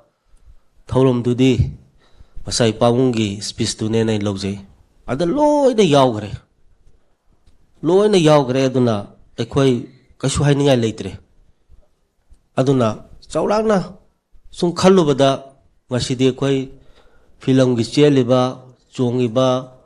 mayamsi awaba budi thengnai maramdi ko state si lairaba state oibenina adubu ekhoi ngasi wai haire sidi amaronda yamna pharabani masai pabung gi speech tu den haijaris matamdu da ekhoi gi ahalaman sing haiba tare ngasidagi sahi yangkhai gi mamangda sigi lamsida angau badawna masai pabung haibiba isada maibi tongbadawna lai tongbadawna ekta mai sing changdagai ꯈꯨꯟꯅꯥꯏꯁꯤꯅ ꯁꯃꯥꯖꯁꯤꯅ ꯊꯤꯅ ꯉꯥꯡꯉꯁꯨ ꯇꯥꯗꯒꯩ ꯉꯁꯥꯏ ꯅꯤꯡꯉꯤꯕ ꯊꯕꯛꯇꯣ ꯇꯧꯗꯕ ꯌꯥꯗꯦꯅ ꯃꯇꯝꯗꯨꯒꯤ ꯑꯍꯜ ꯂꯃꯟꯁꯤꯡꯗꯨꯅ ꯂꯧꯕꯤꯈꯤꯕ ꯃꯈꯣꯏꯒꯤ ꯐꯤꯔꯦꯞ ꯃꯈꯣꯏꯅ ꯂꯧꯕꯤꯈꯤꯕ ꯑꯋꯥꯕꯁꯤꯡ ꯃꯗꯨ ꯑꯩꯈꯣꯏ ꯉꯁꯤꯒꯤ ꯃꯤꯔꯣꯜ ꯑꯩꯈꯣꯏꯅ ꯀꯩꯗꯧꯅꯨꯡꯗ ꯃꯗꯨ ꯑꯩꯈꯣꯏ ꯀꯥꯎꯐꯝ ꯊꯣꯛꯇꯦ ꯍꯥꯏꯕꯁꯤꯃ ꯑꯩ ꯃꯌꯥꯝꯗ ꯊꯝꯖꯔꯤ ꯑꯗꯨꯅ ꯆꯨꯝꯃꯤ ꯑꯩꯈꯣꯏ ꯃꯅꯤꯄꯨꯔꯁꯤ ꯄꯤꯛꯆꯔꯒꯁꯨ ꯂꯝꯗꯝ ꯑꯁꯤ ꯑꯩꯈꯣꯏꯒꯤ ꯑꯥꯔꯠ ꯑꯦꯟ ꯀꯜꯆꯔꯒꯤ ꯑꯗꯨꯒꯨꯝꯕ ꯌꯥꯝꯅ ꯂꯩꯍꯥꯎ ꯆꯦꯟꯕ ꯑꯗꯨꯒꯨꯝꯕ ꯂꯝꯗꯝ ꯑꯃꯅꯤ ꯑꯩꯈꯣꯏ ꯏꯆꯝ ꯁꯝꯅ ꯌꯦꯡꯕ ꯌꯥꯏ ꯑꯩꯈꯣꯏ ꯅꯣꯔꯠ ꯏꯁꯀꯤ ꯂꯩꯔꯤꯕ ꯁ꯭ꯇꯦꯠꯁꯤꯡ ꯑꯁꯥꯝ ꯊꯥꯗꯣꯛꯑꯝꯃꯒ ꯑꯇꯩ ꯑꯇꯩꯁꯤꯡꯁꯦ ꯊꯣꯏꯗꯣꯛꯅ ꯑꯩꯈꯣꯏꯒꯁꯨ ꯆꯥꯎꯕ ꯃꯥꯟꯅꯕ ꯁꯛꯁꯨ ꯃꯥꯟꯅꯕ ꯑꯗꯨꯒ ꯑꯇꯩ ꯑꯇꯩ ꯍꯤꯔꯝ ꯈꯔꯗꯁꯨ ꯃꯈꯣꯏꯅ ꯑꯗꯨꯝ ꯑꯩꯈꯣꯏꯗꯒꯤ ꯆꯥꯎꯈꯠꯄ ꯁ꯭ꯇꯦꯠꯁꯤꯡ ꯃꯌꯥꯝ ꯑꯃ ꯂꯩ ꯑꯗꯨꯕꯨ ꯑꯥꯔꯠ ꯑꯦꯟ ꯀꯜꯆꯔꯒꯤ ꯂꯝꯗ ꯅꯠꯇ꯭ꯔꯒ ꯁ꯭ꯄꯣꯔꯠꯁꯀꯤ ꯂꯝꯗ ꯌꯦꯡꯅꯔꯛꯑꯒꯗꯤ ꯃꯅꯤꯄꯨꯔꯗ ꯃꯈꯣꯏꯅ ꯃꯅꯤꯄꯨꯔꯒꯤ ꯃꯅꯥꯛ ꯅꯛꯁꯟꯕ ꯉꯝꯗꯦ ꯍꯥꯏꯕꯁꯤꯃꯗꯤ ꯑꯩꯅ ꯆꯥꯎꯊꯣꯛꯅ ꯃꯌꯥꯝꯗ ꯍꯥꯏꯖꯔꯤ ꯑꯗꯣ ꯃꯁꯤ ꯄꯨꯝꯅꯃꯛꯁꯦ ꯑꯩꯈꯣꯏꯒꯤ ꯑꯍꯜ ꯂꯃꯟꯁꯤꯡꯗꯨꯅ ꯉꯁꯤꯗꯒꯤ ꯆꯍꯤ 50ꯒꯤ ꯃꯃꯥꯡꯗꯒꯤ ꯃꯈꯣꯏꯒꯤ ꯍꯣꯠꯅꯕꯤꯔꯛꯄ ꯃꯈꯣꯏꯅ ꯊꯥꯕꯤꯔꯝꯕ ꯑꯗꯨꯒꯨꯝꯕ ꯄꯥꯝꯕꯤ ꯑꯗꯣ ꯃꯗꯨ ꯉꯁꯤꯗ ꯃꯄꯨꯡ ꯃꯔꯩ ꯐꯥꯅ ꯁꯥꯠꯂꯛꯄꯒꯤ ꯑꯗꯨꯒꯨꯝꯕ ꯑꯩꯈꯣꯏꯒꯤ ꯃꯍꯩ ꯌꯥꯜꯂꯛꯄꯒꯤ ꯑꯗꯨꯒꯨꯝꯕ ꯃꯈꯣꯏꯅ ꯊꯝꯕꯤꯔꯝꯕꯗꯨꯒꯤ ꯃꯍꯩꯅꯤ ꯃꯗꯨꯅ ꯇꯧꯕꯤꯔꯝꯕꯗꯨꯒꯤ ꯃꯗꯨꯒꯤ ꯃꯄꯥꯜꯗꯨꯅꯅꯦ ꯑꯩ ꯃꯌꯥꯝꯗ ꯊꯝꯖꯔꯤ ꯑꯗꯨꯅ ꯆꯨꯝꯃꯤ ꯑꯩꯈꯣꯏꯒꯤ ꯉꯁꯥꯏ ꯄꯥꯕꯨꯡꯅꯁꯨ ꯇꯥꯛꯄꯤꯕ ꯑꯩꯈꯣꯏꯒꯤ ꯃꯅꯤꯄꯨꯔꯤ ꯁꯤꯅꯦꯃꯥꯁꯦ ꯈꯖꯤꯛꯇꯪ ꯑꯩꯈꯣꯏ ꯍꯧꯖꯤꯛ ꯆꯠꯂꯤꯕ ꯇ꯭ꯔꯦꯟ ꯑꯁꯤꯗꯒꯤ ꯑꯩꯈꯣꯏ ꯈꯖꯤꯛꯇꯪꯗꯤ ꯑꯩꯈꯣꯏꯒꯤ ꯑꯣꯏꯕ ꯔꯣꯝꯗ ꯍꯦꯛ ꯌꯦꯡꯕ ꯃꯇꯝꯗ ꯀꯅꯥꯒꯨꯝꯕ ꯄ꯭ꯔꯤꯊꯤꯕꯤꯒꯤ ꯑꯦꯅꯤ ꯂꯩꯔꯤꯕ ꯑꯩꯈꯣꯏꯒꯤ ꯂꯩꯕꯥꯛ ꯑꯃꯒꯤ ꯃꯤꯅ ꯐꯠ ꯂꯥꯎꯅ ꯌꯦꯡꯕ ꯃꯇꯝꯗ ꯇꯣꯞ ꯇꯣꯞꯅ ꯎꯍꯟꯕ ꯑꯃꯈꯛꯇꯤ ꯆꯪꯉꯤ ꯐꯤꯖꯦꯠꯇ ꯈꯪꯗꯦ ꯑꯩꯈꯣꯏꯒꯤ ꯆꯠꯅꯕꯤꯗ ꯈꯪꯗꯦ ꯌꯨꯝꯂꯩ ꯀꯩꯔꯩꯗ ꯈꯪꯗꯦ ꯈꯔ ꯑꯩꯈꯣꯏꯒꯤ ꯍꯧꯖꯤꯛ ꯆꯠꯂꯤꯕ ꯇ꯭ꯔꯦꯟꯁꯤꯗ ꯁꯨꯝ ꯆꯠꯄ ꯅꯠꯇꯕ ꯈꯖꯤꯛꯇꯪ ꯑꯩꯈꯣꯏꯒꯤ ꯑꯣꯏꯕ ꯄꯣꯠꯇ ꯈꯔ ꯍꯦꯟꯅ ꯅꯛꯁꯜꯂꯛ ꯑꯩꯈꯣꯏꯅ ꯈꯨꯗꯝ ꯑꯣꯏꯅ ꯁꯥꯎꯠꯀꯤ ꯐꯤꯂꯝ ꯑꯃ ꯌꯦꯡꯕ ꯃꯇꯝꯗ ꯃꯔꯣꯟꯁꯨ ꯈꯪꯗꯦ ꯑꯗꯨꯕꯨ ꯀꯔꯤꯝ ꯈꯪꯗꯦ ꯑꯗꯨꯕꯨ ꯍꯦꯛ ꯎꯕꯗ ꯃꯁꯤ ꯁꯥꯎꯠꯀꯤ ꯐꯤꯂꯝꯅꯤ ꯍꯦꯛꯇ ꯍꯥꯏ ꯃꯔꯝꯗꯤ ꯃꯣꯏꯒꯤ ꯁꯤꯖꯤꯟꯅꯔꯤꯕ ꯐꯤꯖꯣꯜ ꯌꯨꯝꯂꯩ ꯀꯩꯔꯩ ꯑꯗꯒꯤ ꯃꯣꯏꯒꯤ ꯇꯧꯔꯤꯕ ꯃꯑꯣꯡ ꯃꯇꯧ ꯃꯌꯥꯝꯗꯨ ꯍꯦꯛꯇ ꯐꯤꯂꯝꯁꯤ ꯃꯥꯒꯤ ꯃꯅꯨꯡꯒꯤ ꯋꯥꯔꯤꯗꯨ ꯈꯪꯗ꯭ꯔꯐꯥꯎꯗ ꯑꯩꯈꯣꯏ ꯑꯥꯏꯗꯦꯟꯇꯤꯐꯥꯏ ꯇꯧꯕ ꯉꯝꯃꯦ ꯑꯗꯨꯅ ꯑꯩꯈꯣꯏꯒꯤꯁꯨ ꯈꯖꯤꯛꯇꯪ ꯑꯩꯈꯣꯏꯒꯤ ꯃꯅꯤꯄꯨꯔꯤ ꯐꯤꯂꯝꯁꯦ ꯑꯩꯈꯣꯏꯒꯤ ꯃꯅꯤꯄꯨꯔꯤ ꯅꯦꯁ ꯑꯣꯏꯕꯒꯤ ꯑꯗꯨꯒꯨꯝꯕ ꯇꯆ ꯑꯃꯈꯛ ꯑꯩꯈꯣꯏ ꯌꯥꯎꯗꯦ ꯍꯥꯏꯕꯗꯤ ꯅꯠꯆꯗꯦ ꯁꯨꯡꯌꯥꯎ ꯌꯥꯎꯗꯦ ꯍꯥꯏꯕꯗꯤ ꯅꯠꯆꯗꯦ ꯌꯥꯎꯏ ꯑꯗꯨ ꯈꯔꯒ ꯍꯦꯟꯅ ꯑꯩꯈꯣꯏ ꯍꯥꯞꯄꯒꯤ ꯃꯇꯝꯗꯨ ꯑꯣꯏꯔꯛꯑꯕ꯭ꯔꯥꯅ ꯑꯗꯨꯃꯥꯏꯅ ꯈꯟꯖꯩ ꯃꯔꯨꯑꯣꯏꯅ ꯑꯩꯈꯣই ꯍꯧꯖꯤꯛ ꯍꯧꯔꯛꯏꯕ ꯑꯩꯈꯣꯏꯒꯤ ꯅꯍꯥꯁꯤꯡꯁꯦ ꯑꯩꯈꯣꯏ ꯆꯥꯎꯈꯠꯂꯛꯄꯒꯤ ꯑꯣꯏꯕ ꯌꯥꯏ ꯅꯠꯇ꯭ꯔꯒ ꯁꯨꯝ ꯃꯄꯥꯟꯒꯤ ꯂꯝꯗ ꯀꯩꯗ ꯀꯣꯏꯆꯠ ꯆꯠꯇꯅ ꯃꯈꯣꯏꯁꯦ ꯄ꯭ꯔꯤꯊꯤꯕꯤꯁꯦ ꯏꯅꯛ ꯅꯛꯅ ꯑꯩꯈꯣꯏꯒꯤ ꯎꯔꯛꯄꯒꯤꯅꯤ ꯈꯪꯗꯦ ꯍꯧꯖꯤꯛꯁꯦ ꯃꯈꯣꯏꯗ ꯑꯩꯈꯣꯏ ꯅꯦꯁꯅꯦꯂꯤꯖꯝꯒꯤ ꯋꯥꯈꯜꯁꯦ ꯍꯟꯊꯔꯛꯄ ꯑꯗꯒꯤ ꯑꯩꯈꯣꯏꯗ ꯀꯩꯅꯣꯁꯤ ꯊꯛꯁꯤ ꯈꯥꯁꯤ ꯁꯤꯒꯨꯝꯕꯁꯦ ꯍꯟꯊꯔꯛꯄ ꯁ꯭ꯋꯥꯏꯁꯤꯗ ꯕꯦꯁ ꯇꯧꯕ ꯌꯥꯕ ꯑꯩꯈꯣই ꯐꯤꯂꯝ ꯄꯨꯊꯣꯛꯄ ꯌꯥꯕ꯭ꯔꯥ ꯑꯗꯨꯗꯒꯤ ꯃꯅꯤꯄꯨꯔꯁꯤ ꯑꯩꯈꯣꯏ ꯀꯝꯃꯨꯅꯤꯇꯤ ꯃꯌꯥꯝ ꯑꯃꯅ ꯄꯨꯟꯅ ꯈꯨꯟꯗꯥꯕꯅꯤ ꯑꯗꯨ ꯑꯣꯏꯔꯒꯗꯤ ꯑꯩꯈꯣꯏ ꯃꯌꯥꯝꯁꯦ ꯄꯨꯟꯅ ꯅꯨꯡꯁꯤꯅꯅ ꯂꯩꯕ ꯌꯥꯕ ꯑꯗꯨꯒꯨꯝꯕ ꯏꯃꯣꯁꯅꯦꯜ ꯏꯟꯇꯤꯒ꯭ꯔꯤꯇꯤꯗ ꯌꯨꯝꯐꯝ ꯑꯣꯏꯕ ꯐꯤꯂꯝ ꯄꯨꯊꯣꯛꯄ ꯌꯥꯕ꯭ꯔꯥ ꯀ ꯍꯥꯏꯕꯁꯤ ꯈꯔ ꯑꯩ ꯈꯤꯇꯪ ꯑꯩꯒꯤ ꯁꯖꯦꯁꯟꯅꯤ ꯃꯁꯤꯃꯛ ꯇꯧꯕꯤꯗꯕ ꯌꯥꯗꯦ ꯍꯥꯏꯗꯅ ꯑꯩ ꯃꯌꯥꯝꯗ ꯍꯥꯏꯖꯕ ꯅꯠꯆꯗꯦ ꯁꯨꯝ ꯄꯥꯝꯖꯕꯗꯨ ꯊꯝꯖꯕꯅꯤ ꯑꯗꯨꯅ ꯍꯧꯖꯤꯛꯁꯤ ꯁꯨꯝ ꯑꯩꯈꯣꯏꯒꯤ ꯃꯅꯤꯄꯨꯔꯒꯤ ꯑꯣꯅꯔꯦꯕꯜ ꯆꯤꯐ ꯃꯤꯅꯤꯁꯇꯔ ꯑꯩꯈꯣꯏ ꯁꯨꯝ ꯐꯝꯃꯤꯟꯅꯕ ꯃꯇꯝꯗ ꯁꯤꯒꯨꯝꯕ ꯃꯇꯥꯡꯁꯦ ꯍꯦꯛ ꯁꯥꯟꯅꯩ ꯃꯥꯅ ꯍꯥꯏ ꯁꯨꯡꯁꯣꯏ ꯁꯣꯏꯗꯅ ꯍꯟꯗꯛꯀꯤ ꯃꯥꯒꯤ ꯇꯥꯝꯁꯤꯗ ꯑꯩꯈꯣꯏꯒꯤ ꯅꯦꯁꯅꯦꯂꯤꯖꯝꯗ ꯑꯃꯁꯨꯡ ꯑꯩꯈꯣꯏꯒꯤ ꯏꯃꯣꯁꯅꯦꯜ ꯏꯟꯇꯤꯒ꯭ꯔꯤꯇꯤꯗ ꯌꯨꯝꯐꯝ ꯑꯣꯏꯕ ꯃꯥ ꯐꯤꯂꯝ ꯑꯅꯤꯈꯛ ꯄꯩꯁꯥ ꯆꯪꯉꯁꯨ ꯆꯪꯅ ꯃꯥ ꯄꯨꯊꯣꯛꯀꯅꯦꯅ ꯍꯥꯏ ꯐꯤꯂꯝꯗꯨꯗꯤ ꯑꯃꯅ ꯑꯩꯈꯣꯏꯒꯤ 1891ꯒꯤ ꯑꯦꯡꯒ꯭ꯂꯣ ꯃꯅꯤꯄꯨꯔꯤ ꯋꯥꯔꯗ ꯕꯦꯁ ꯇꯧꯔꯒ ꯃꯄꯨꯡ ꯑꯣꯏꯅ ꯃꯗꯨ ꯃꯍꯥꯔꯥꯖ ꯀꯨꯂꯆꯟꯗ꯭ꯔꯗ ꯕꯦꯁ ꯇꯧꯕ ꯑꯗꯨꯒꯨꯝꯕ ꯑꯩꯈꯣꯏꯒꯤ ꯐꯤꯂꯝ ꯑꯃ ꯃꯥ ꯄꯨꯊꯣꯛꯅꯕ ꯌꯥꯝ ꯀꯟꯅ ꯃꯥ ꯈꯜꯂꯤ ꯃꯍꯥꯔꯥꯖ ꯀꯨꯂꯆꯟꯗ꯭ꯔꯁꯤ ꯑꯩꯈꯣꯏꯅ ꯉꯁꯤ ꯋꯥꯔꯤ ꯂꯥꯏꯔꯤꯛ ꯗ꯭ꯔꯃꯥ ꯌꯦꯡꯕ ꯃꯇꯝꯗ ꯃꯥꯒꯤ ꯔꯨꯝꯁꯤ ꯏꯔꯩ ꯂꯩꯇꯕ ꯑꯗꯨꯝ ꯑꯩꯈꯣꯏꯒꯤ ꯇꯤꯀꯦꯟꯗ꯭ꯔꯖꯤꯠ ꯍꯣꯏ ꯄꯥꯎꯅꯥ ꯍꯣꯏ ꯊꯪꯒꯥꯜ ꯍꯣꯏ ꯁ꯭ꯋꯥꯏꯗ ꯁꯨꯝ ꯆꯠꯈꯤꯕ ꯑꯗꯨ ꯃꯍꯥꯔꯥꯖ ꯀꯨꯂꯆꯟꯗ꯭ꯔꯅ ꯀꯔꯤ ꯍꯥꯏꯔꯤꯕ 1891 ꯂꯥꯟꯁꯤꯒꯤ ꯃꯇꯨꯡꯗ ꯑꯃꯁꯨꯡ ꯂꯥꯟꯗꯨꯗ ꯃꯥꯅ ꯀꯔꯤ ꯊꯧꯗꯥꯡ ꯂꯧꯈꯤꯒꯦ ꯍꯥꯏꯕꯁꯤꯗꯤ ꯑꯩꯈꯣꯏ ꯉꯁꯤ ꯈꯖꯤꯛꯇꯪ ꯃꯁꯦ ꯑꯩꯈꯣꯏꯒꯤ ꯈꯨꯟꯅꯥꯏꯁꯤꯅ ꯈꯤꯇꯪ ꯈꯪꯕ ꯋꯥꯠꯄꯗꯧꯅ ꯇꯧꯕ ꯑꯗꯣ ꯃꯥꯁꯤ ꯌꯥꯝ ꯑꯔꯨꯕ ꯊꯧꯗꯥꯡ ꯈꯔ ꯂꯧꯔꯝꯃꯤ ꯃꯗꯨ ꯑꯩ ꯂꯣꯏꯅ ꯍꯥꯏꯗꯣꯛꯆꯔꯔꯣꯏ ꯃꯗꯨ ꯍꯌꯦꯡ ꯐꯤꯂꯝ ꯑꯣꯏꯅ ꯌꯦꯡꯉꯒ ꯃꯌꯥꯝ ꯈꯪꯕꯤꯒꯅꯤ ꯁꯤꯃ ꯑꯩꯈꯣꯏ ꯈꯟꯅꯖꯩ ꯑꯗꯒꯤ ꯑꯃꯅ ꯑꯩꯈꯣꯏꯒꯤ ꯆꯍꯤ 8 ꯈꯨꯟꯇꯥꯛꯈꯤꯕ ꯃꯁꯤꯗ ꯌꯨꯝꯐꯝ ꯑꯣꯏꯕ ꯐꯤꯂꯝ ꯑꯃ maroina mada ikoi unsung hero mayam ama adagi site ta yam pingna thambiba aduga aseng bagidi adugumba sahi tari khuda podur asoba role logiba si Hera Chandra Narsingh Maharaj Gambhir Singh Maharaj sigumba mayam amagi the yumpham oraga samna habda ikoi gi anova mirrors ta ikoi gi nationalism gi adugumba irik to hap haiba tare madom di yumpham moi film khara puthongna ba ikoi khanajai sumsoi soidana ngasi ikoi gi Manipur gi cinema gi tabuk cheliba koi artist sing kari sing akhang ahi myam je soidana honorable chief minister na ai kaura kare na khali soidana matana rakhine na khali hoji initial stage da lairi khana bada ngairi aduna masi ai apamba duni maramdi ikoi gi nationalism se masi sumwal agadi adugumba laibak adugumba furup adugumba khunai do sum ikoi gi manglom da sanction me mo ta koi maning halakane loina makse ikoi nationalism haiba je masi yaw kandani bai kona thaba ama to matamda kathokpa lakadoriba asumba tawninga kadoriba afaba tawninga kadoriba adagi aigi haiba se sum thadoraga mayam gi haiba pot lakadoriba se koi nationalism se masi walak masi phajana hapagadi mase tamna hanjalakane aduna ai yam sangna lojoroi loina pabungna thambigre koi aduna ne kon haibiu na ngasai pabung ai sangre haibiu hajo tabada sum pendabado hoji su ngang haningi adu amuksu pa khale pabung do sangna ga warak kadraina aduna kano tobani aduna pabung na sagi pham na hai iningtho chief minister sang to unahalo hek unahandraga sara henne na pabung takpi sara helaga dharna tawne maramdi kainogi niko ekhoi gi art and culture se masi hingna ba magi tungi poram si yalam namne adoi pabung da ai hangachari mayam su sakhi oi biu ngasi se honorable chief minister se Delhi chat pagi program leibani adu sapchana chat khibra chatabra se khangdre chalam gadaba male aduna karigumba chalam agadi hek halak pagi se masi dai sta ai appointment sung soi dana lauraga pabung yaubiro pabung na lit tawbiro aduga mari lenaba sing yaubiraga ai sasu yaujage aduga karino ngasaidigi khoina pabung na thambiru myase mari chumna thamaga honorable chief minister gi response se karino se koi khangdok se ai madugi daitto to laujage haiba ma ai thamjari adagi loisan jalakpada amana pabung na ngasai khatak di panbiramba ai khoi gi Manipur University of Culture se masi ai khoi gi lamsida di masi yamna maru oiba adugumba university ni aduga India gi oina su mase sigumba culture gi university se ahum khakta ngairi ihal hanba lingkhat ki base Orissa da kogi ai university maming du di kawre Utkal University haibra kaino ma haibani lalam su yai Orissa da ihal han lingkha khre mathang da babu hene kanna chenbiraga ani suba India gi ani suba University of Culture se aikhoi gi sine Manipur gi adagi aikhoi gi se lingkhat khre hek tabaga kedawi yamna athuba matam sahi ama phabatana Assam da lingre aduna Orissa gi sine Manipur gi sine aduga Assam gi sine ahum si khakta ngai re India da University of Culture lairis aduga hariba migi Assam gi amasung Orissa gi sidi yam phajan hojik se thabak tawgre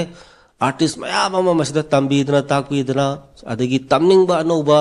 ekhoi gi satra mayam tambidna yam phajar mi de thabak tawgre ado ekhoi gi di kaidawi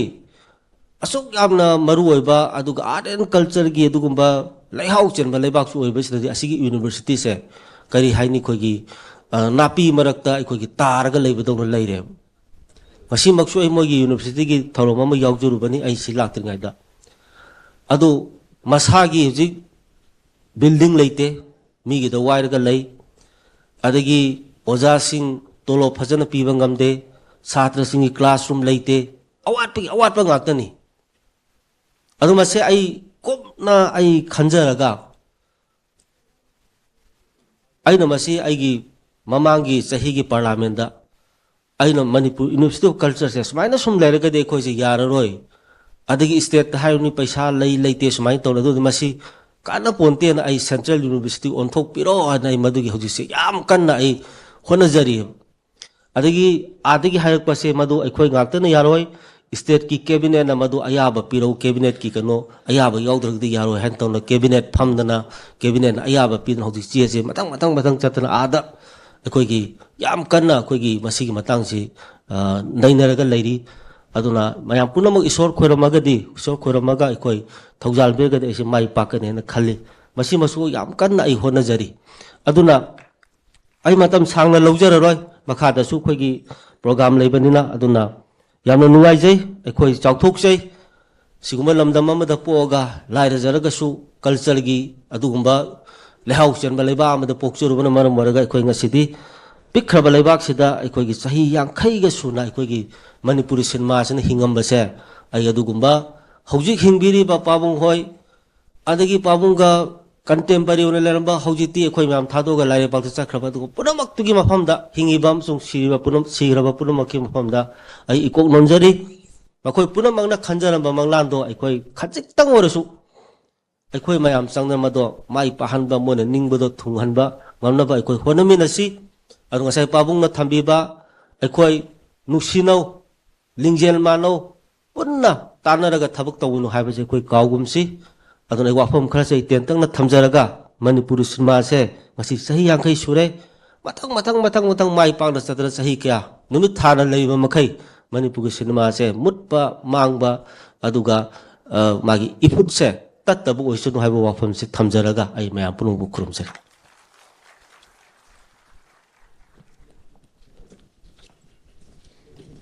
Ngasigi thauramasi athoiba lengbirakpa ikai khumna jaraba iningthau leisemba sana jawba mamal yamlaba wafam sing thambirambagi damakta iningthau bu thagatba phongdokcheri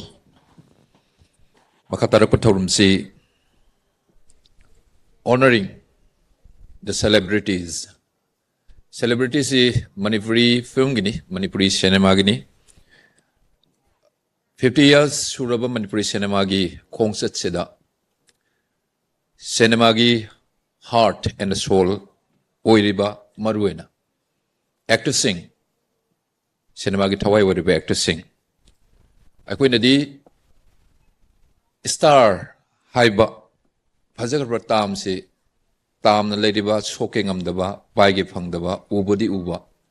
adwai bhoki platform level si yona uzeriba Manipur gi artist sing actor sing e moigi masada yauriba pithorok magul sing duna film gi medium da changaba matam da narrative tu gi chana ba character sing si mohoina madu gi part du loraga ulakpa matam da ai samak involve tawraga hero du aini heroine sari du aini adugi nupado adugi haldo aini phaujerini aduna tongan ba world amada pugiduna miku kharado pung kharado pungja kharado aikoi pungaw ngaru pungtaw tawraga film medium sin chinga purini adugumba actor sing duni mohi quality duni aikoi na khangjara kanda star celebrity haina thonjeri se adugumba star sing do ngasi sinjeri ba thorum sing mari leina yamna chawna nate yamna leijaba sunate MSFDS na ngamjaba dokanop labne thamoida phaujaba nungsiba mayamduni aduna mapung oina semjaba achamba khudol pot kharap pijaba tamjaba aduga ikai kumajaba utsabse mayam mangda sigi tanja si lojege silki loinana celebrity singbu honor tawinabagi damakta ngasigi thauramasi athoiba mithunglengi famfam langda lengsin biriba iningthau sana jawba leisembana honor tawinabagi damakta nolokna iningthau bu kausinjari loinana ihan hanbada kausinjage nauroibam romita Hairiba actress asigi signature film ama hayu hairagadi Jahira hairiba film asini haibada haiman bathokloi Marwena Sanka films na photoki be film sing ayambada ektawi yamni henna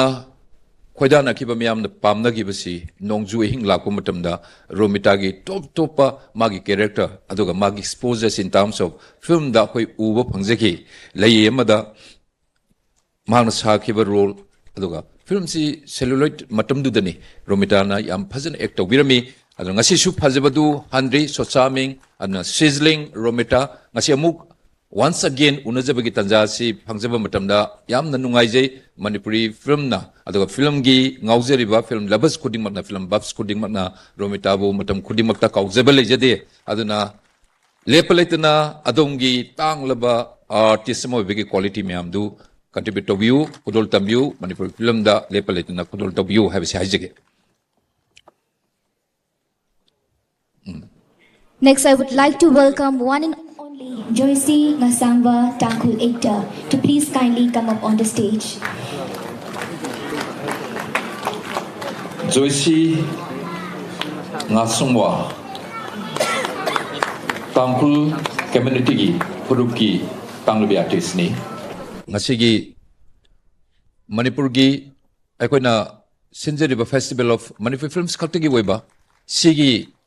uccariba film sing manungda tangkul gi film hana yamna yawi ataba community films yam yawi ana tangkul film si tha thajadana masing yamna puthokpiramba adugi manungda phara actors mayam ama tholokpa da female actor wena ngase akoina ujariba Joycey yengbiu aduna film de act tawbo tamda mayam adum somewhere sometime adum ubiramani aduna ngasi si tangkul gi actor Joycey ujaba matamda we are really happy and glad to see you once again on the stage. Thank you very much for your kind coming, Joycey. Mathangda kausinjage lairenjam olen mayamna tatomba hairagani hena khangnaba kongchat film degi horaga mayamna thoidok hendok na sak khangnaraba ikai khumna jaraba tatomba stage ta lengkhat piraknaba nolupna kausinjari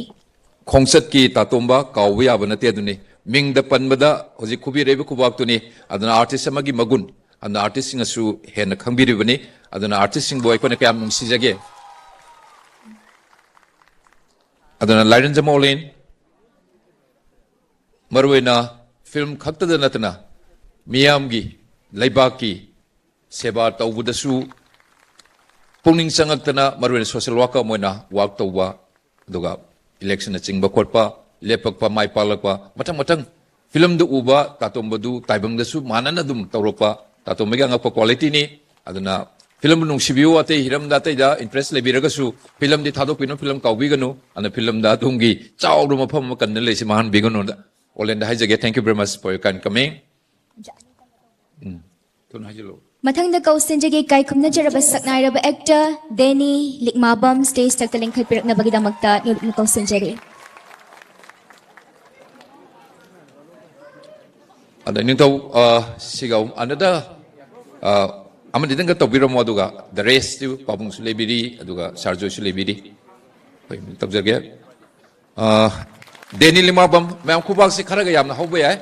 ayam nungsi aduna Denny sidi kangla film da hana madwe na magi film gi saktak lakpase daida isil sida isna yamna han ba Denny ko mo film ni adubu mami yam chake account hangi be sinman break pigi sidi lamai dilai aduna lamai da ko mo kodagi adai du digital film gi movement se haurena exactly 2002 da lamaina history ma Manipur de igrabani aduna pikraba digital camera aduna namak pa film du big screen da kapthok pa yabagi adugi permission du kangla prem na hona jaba aduda kummiba atising punamak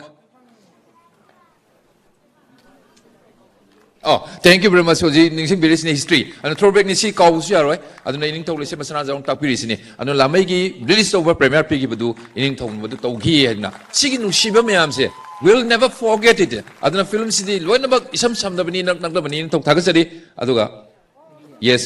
ngasi Denny lakpiba yam gre Denny sumang lila daman period contribution film the period contribution why not adu anchor masama musician drummer ni acoustic drummer ni why not Denny thank you very much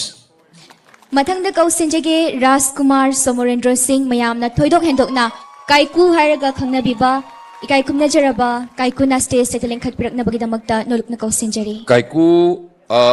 yamna di hiding bani kaiku gi maramda yamna most sought after romantic hero of Manipuri film haidana mayamna kitang nokphet toba kitang cheblak ka toba yam phajaba pakchaba kaiku sing asi ujaba phangdre mafam si yobi rakrena dubu langjari ba khudol posting sidei kaiku gi umda thinjana bi madugi khudung jaba do koi mu logjage anin thosile piri mathang tak patok piu Mathangda kausinjage Maya Chaudhary Oja Starla hairaga hena khangnaba Basantagi nongalamdai film da striking oina act tobikhiba ikai kumna jarabi Maya Chaudhary stage tak lengkhat pirakani Phajabagi interpretation si phajabagi definition si kramai piga da ge haida sometimes aikoida any individual da confusion laaba alwegadi akoi maya si yengbiyoba maya si yengbo matamda phajabagi definition se adum chapchana halani so the beautiful the one and only actor of Manipuri film Maya Chaudhary ladies and gentlemen Basantagi nongalamdai hek ningsingbada adum maya heta uwa nangasigi nungairabun misni fajarabun midang waramsi lengbirakwa maruina MSFDS na pijariba chamba khodol processing khodol tamjabasi pokjel cham lobi badum bunga khoi ten thagatsari Ikai kumna jaraba ining thobusu thagadwa phongdokchari loinana ngasigi thoramasigi ikai kumnaba lengbirakpa pabung aribam shyam sarmana makhatana honor tobinaba pabungki mafamda nolukna thamjari Mathangda kausinjage Hamom Sadananda actor singer stage check lengkhat pirakna bagidamakta nolukna kausinjari Sadananda Hamom yes oji stage lengkhat pire aduna Sadananda gidi Ingelatia I kaubong amoy anu ingelatia magi break pi hibani yam nung sibani matumduda haurakre aduna isai support singer singji film da step in tawa haurakpase ingelatia yam phajagibani nungsiri adubu phajabadi tongan mani sadanandagi nei sona pirakpa matamda nongmi torpa khajai ni se heta kutpa sigini mayam ngamna se sei salapadasu aduga yamna free act tawgi magon lejei aduga film arts da marwina actor moina acting area dasu tamna dum improve torpuna hojide mapung pharba yam complete oiraba actor ma aikoi phangjarabani man film na so thank you very much dana da hamom Mathangda kausinjage evergreen actor Manda Leima stage takta lengkhat pirakani Mandalay masi palakpo matamda sar okay na maksam se taning sangai taseng badi magi initial stage do aduna grooming torpadagi debut pirakpadagi swagi area sida marwina acting area da tamna ingkhalakpa adudagi di akoi ipu hoi thengnarakpo matamda Mandalay bagi tungan ba magi actor mo ebagi acting gi line da tawbangam ba sakti myam si matang ulei lalasipal pani yengjiba matam ningsingi yam phajai aduna Mandalay magi Fajabasiu Tongan Bani, Maruina actor Mawinani, Tongan ba character role se, Sarapa Matamda, Hapsan Matamda, Sana Chunaba, Pakchaba, Simadi, Masadi Yaudun Lai, Yam Paze, and the Tamkara, Yamkai Pala, Matunda Gap, Later Matunda Su, Sonara Batamoy, Amukuma Matamda, Yam Ting, Yam Tazadana, Laigiba, acting area do, actor Moy, my quality Miam, Damatamang, Pajana, actor, Aduna, Masidi, Lotan Labor, artist in Maguni, Penatan, Papisana Labor Yadaba. Mandalay madumo ang kwelito na tagas sa pondok sari.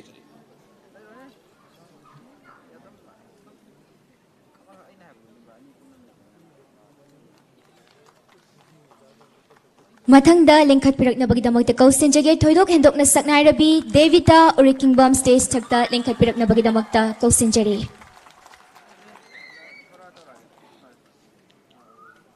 Devita Urikimban Tasengwadi Prakash Thapa na sakwa music video ho ibe man taw silong da namba adwai da Devita gi masaksi uba hawrapone yam thajadana aduga film da sangakpa matamdana magisu bating leiba artist oibanina magi chawn mapum kangiba ngasi se yam ujaning bani dubu masagi tonganba atoppa maram sing achinba lebiram bayai and we miss ha nungaite adu ngasi miss tawbase mathang upa be silke Mathangda Nokmi ba ing tapchaba ingaw zabi matawna Babak pumna magpusumdo na pubang ambi adugum labi actress ni Abenaw Elangbam stage takta lengkhat pirakani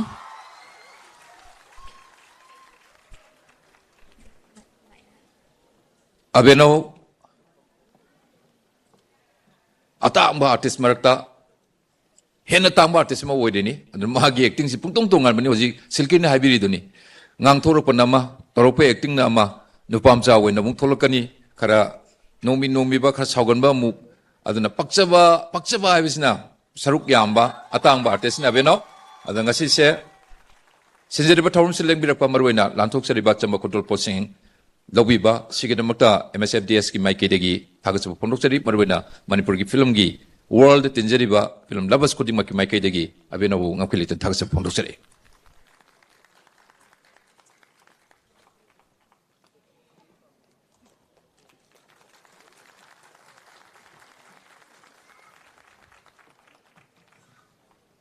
Loina na ikay kumna jaraba pabung aribam shyam sarma busu thagat pafongdokchari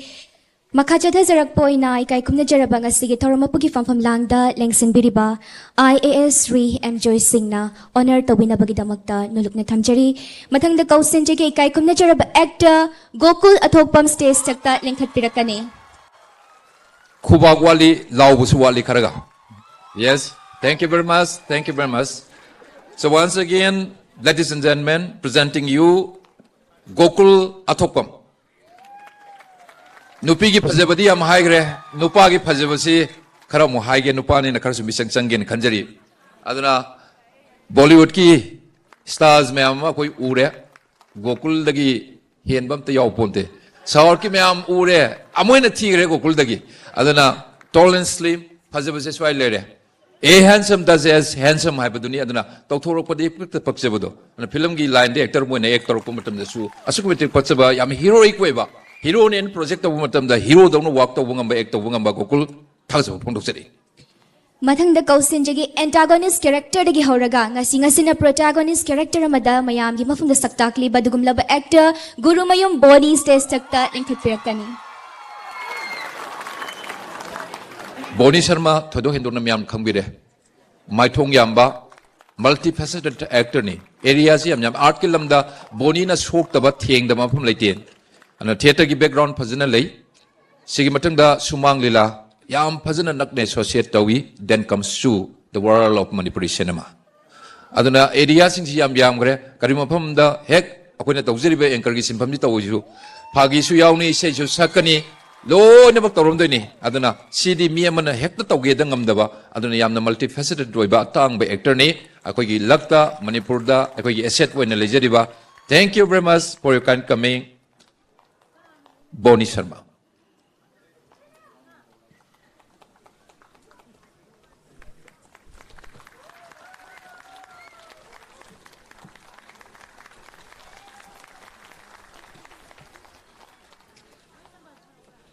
Mathangda kausinjage nupi lakta tomtin ngalibi hizam bala stage takta lengkhat na bagidamagta nuluk ni kausinjari.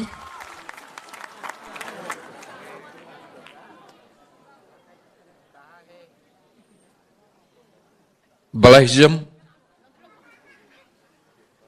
lebih rakte na logjare tasim badi ngasigi moment si evening itself si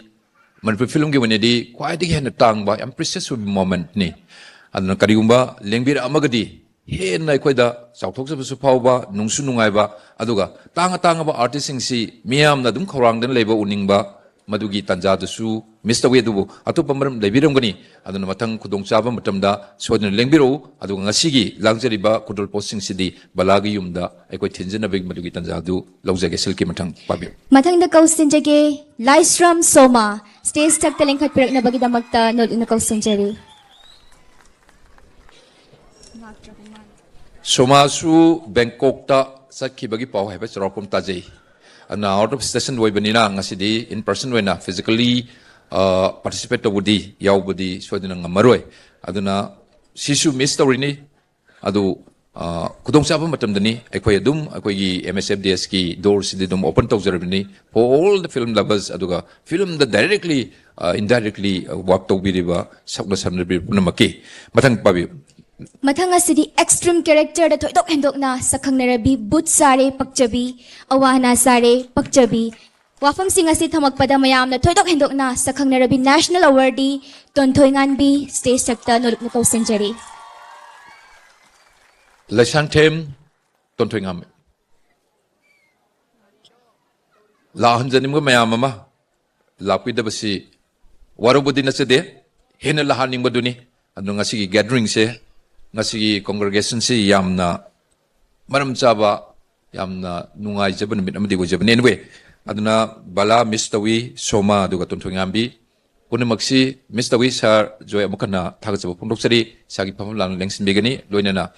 celebrity sing star nangasai have it slightly defined tokjebado aduna star mu bagi certain qualities me amdo di ko actor sing maroina female male actor sing punamaki mafam de loin yawrobani aduna being star oi ba haiba simak achamanate aduna star di star do no lebiu aduna star gi phajaba lemjaba me amdo akoi du uhanbiu takbiu tambiu makha tarako singda thank you very much Loinana magi oiba top pa gun amamam loina chain bangaktani amana amadagi suhende amana amadagi sutadi ngasigi dimikriba lengsing kriba celebrity sing magi oiba top pa character sing pu bangaktani loina na ngasigi oina di honoring of celebrities matanga seda loisinjare loina na thawram kha chada jarak poina ngasigi thawram pugi famfam langda lengsing biriba ikai kumna jaraba Sir IAS Sri M Joy Singh na ngasigi thawram pugi bo warol thambiranaba nuluk na kausinjare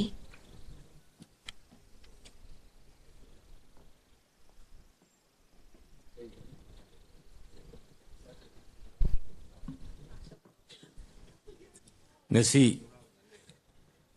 Manipur State Film Development Society na sinbiba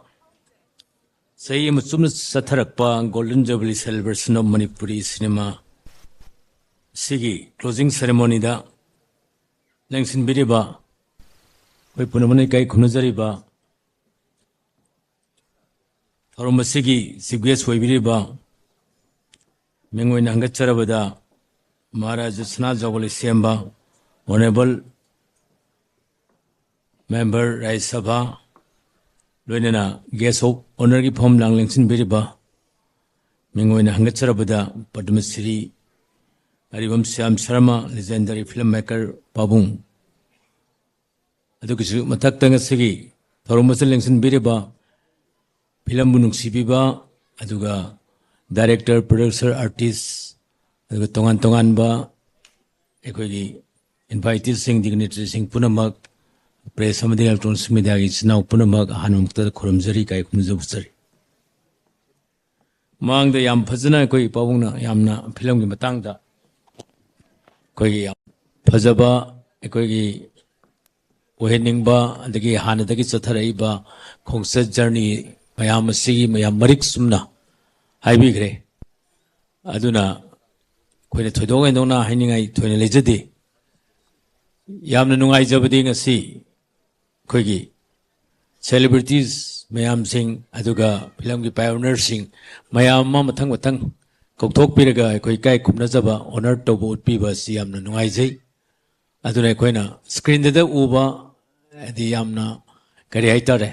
live oina u phangdaba celebrities sing aduga koigi film pioneers sing mayam amang asi u phangjaba yam nungai sei aduga aina haijaning badi ai thoina kaina lejade tai koi theater khangdi sumang lila khangdi tai koi platform da sanaba lila sing asidi ngasigi sanaba numida sida khara soigre haraga mathangi amuk sanaba semdok yabagi asoibadu khanga semba yabagi khudong saba leibanina Nakalamada sina karabu payena kaleduga. Film di screen da wangtang ta karabu matungda asagi sensor ga tawduna film si yeng karabu matungda dui matungda mohana semdok pagi kudong sablay tabanina. Film nambiri ba aduga producer director aduga crew member artist puna magna film namba matamda sugematik warabazuwana section na ekoina si bauna khwai dagi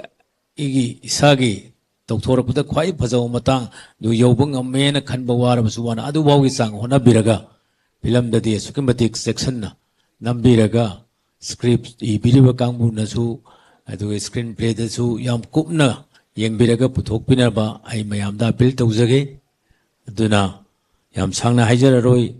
Loisella Pudain Hajaning, but the Equinosing Iris, the Manipuri film, live on stage Duni, and a Haiba. Si yeng bada henang matsin hen ngai gani aduna mayam pramok film gida mukta hona bidana ngasi sahi yang kai sugi bada hongai bistagi mathangi sahi yang kai mung lak bada tongan ba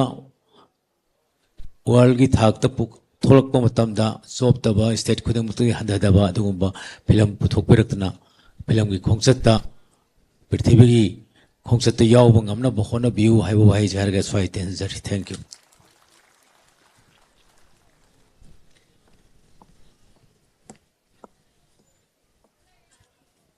Ikai kumna jaraba Sri M Joy Singh IS Commissioner Art and Culture ngasigi thorama sigina thorama pugi from langda lengsin biriba ikai kumna jaraba sir na ngasigi thorama sigi mamal yam laba thorama pugi bawarol thambiram bagi damakta ojabu thagat pufongdok chari loina na mathang asida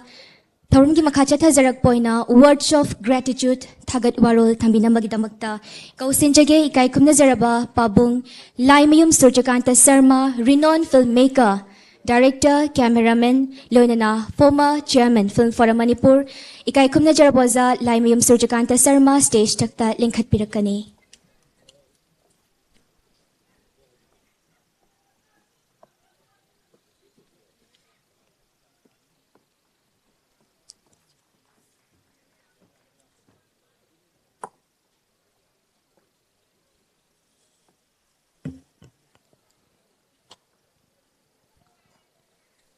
Ama magtada Lenjin Biro Puno Makima Pamda Ikon Nonjari 50 years of Manipuri cinema. Satar Libel Sangsina 2021 in 9 April Digi Hauraga. Masi closing day. Say he am a Landor Lanzala 51 plus whatever. Sigi Problem Pangsela Sida Nasi dies the Lenjin Biriba. Masigi chief guest, respected Manipuri inito Leshemba Sana Jauba Bo Am Motadai Konuna Kolumzari Masagi Asimbakya Tado Maga Manipuri Filamgi Nasi Alwan Amadi Naron Mayamna Punna Arwebani Sahi Sigi Pun masih dah saru yagni ena, yang nasu sangat program si, sedang lembir bagi dalam takat berpondok seri. Matang dah, kau jadi mayam ki guru wahai betare, babung Aribam Sam Sharma, Padma Shri, renowned filmmaker. Magi mapana ni ngasi Manipuri cinema na napun pongna. Any festival am tarmutum da Manipuri cinema ay basi ay ka samkhatagi nataba amagi orasu magunji ozana ulamjing biramina adagi matik atay state telector country da salpasingda isay nausing marumapang sing may pa na halakpagi adong batanjado bibiba pabung ikakam na busari lemble bigidam thagba pondok sari loina na Government side ki Aryan culture ki commissioner Wibiriba M Joy Yamna Tambay Semna Tagapa Pondok Sari Maruina Maraksida Yamna Hena Tagat Sabadi Ngasi celebrity Akwena honor to the Lakpidaba Isal Inausingdo Makolbu Adugimatik Hena tagat seri matung musul lakpikan.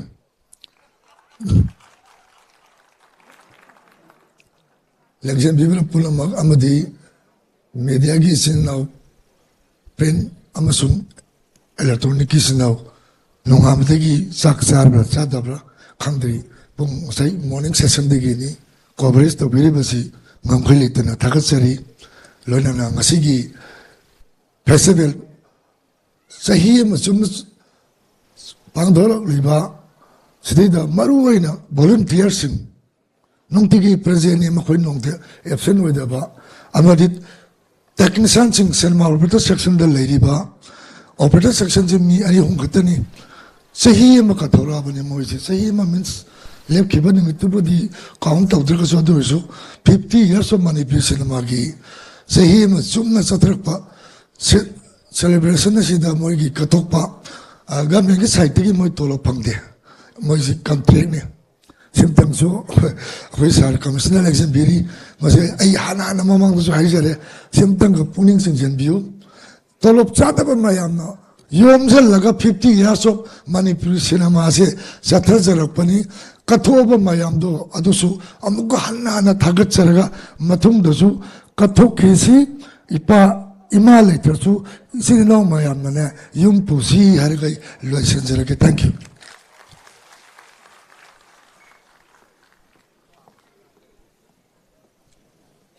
Ikai kumna jaraba oja Laimayum Surjakanta Sarma ngasigi thoramasiga mari leinana thagat warol words of gratitude thambiram bagidamagta oja bu thagat pufongdok cheri. loinena senjeriba thorum si loisilapagi tanja makeup to di yore sinahan batangka ki aduga ni su batangka ta maruina thamjeriba si Manipuri cinema life on stage haibani Cine Actors Guild Manipurna yamna special attraction special presentation ma thorum siga ngasi closing ceremony closing day si mari lenena miyam dalan thokada wa kan ba khudol lamani hairiba thorum sisu makha tabada lejeri and marakta asai kuina phamakpagi wabiriba choktharaba mayam si ngaktang recreate tongnanaba ngaktang mapanda koi tea is ready snack is ready and thokpiraga sa kapamam tang thangminasi aduna snack khara chaminasi minute tara tara manga dang lobiu adugi manungda koi stage empty to whatever koi arrangement du tawjege aduga hek loisalakpa matamda Cine Actors Guild gi Manipuri cinema live on stage hairiba around 70 minutes length program si miyamda khudol tamjanabagi tanjadu lawjage punam puthakjari loinana ngasigi thoram asigi preside tobiriba thoram apuge yaba lawjaraga Manipuri cinema na English amaga jamapal marfutarani thoidigi hauraga ngasi faubada changsilakliba chahi yankhai gi journey asibu celebrate tawjaboina pangthukjariba chahi ama chupna pangthukjariba golden jubilee celebration asigi ngasigi closing ceremony matanga sida loisinjari haina tenbiri bukhai ki biki mafamda thamjari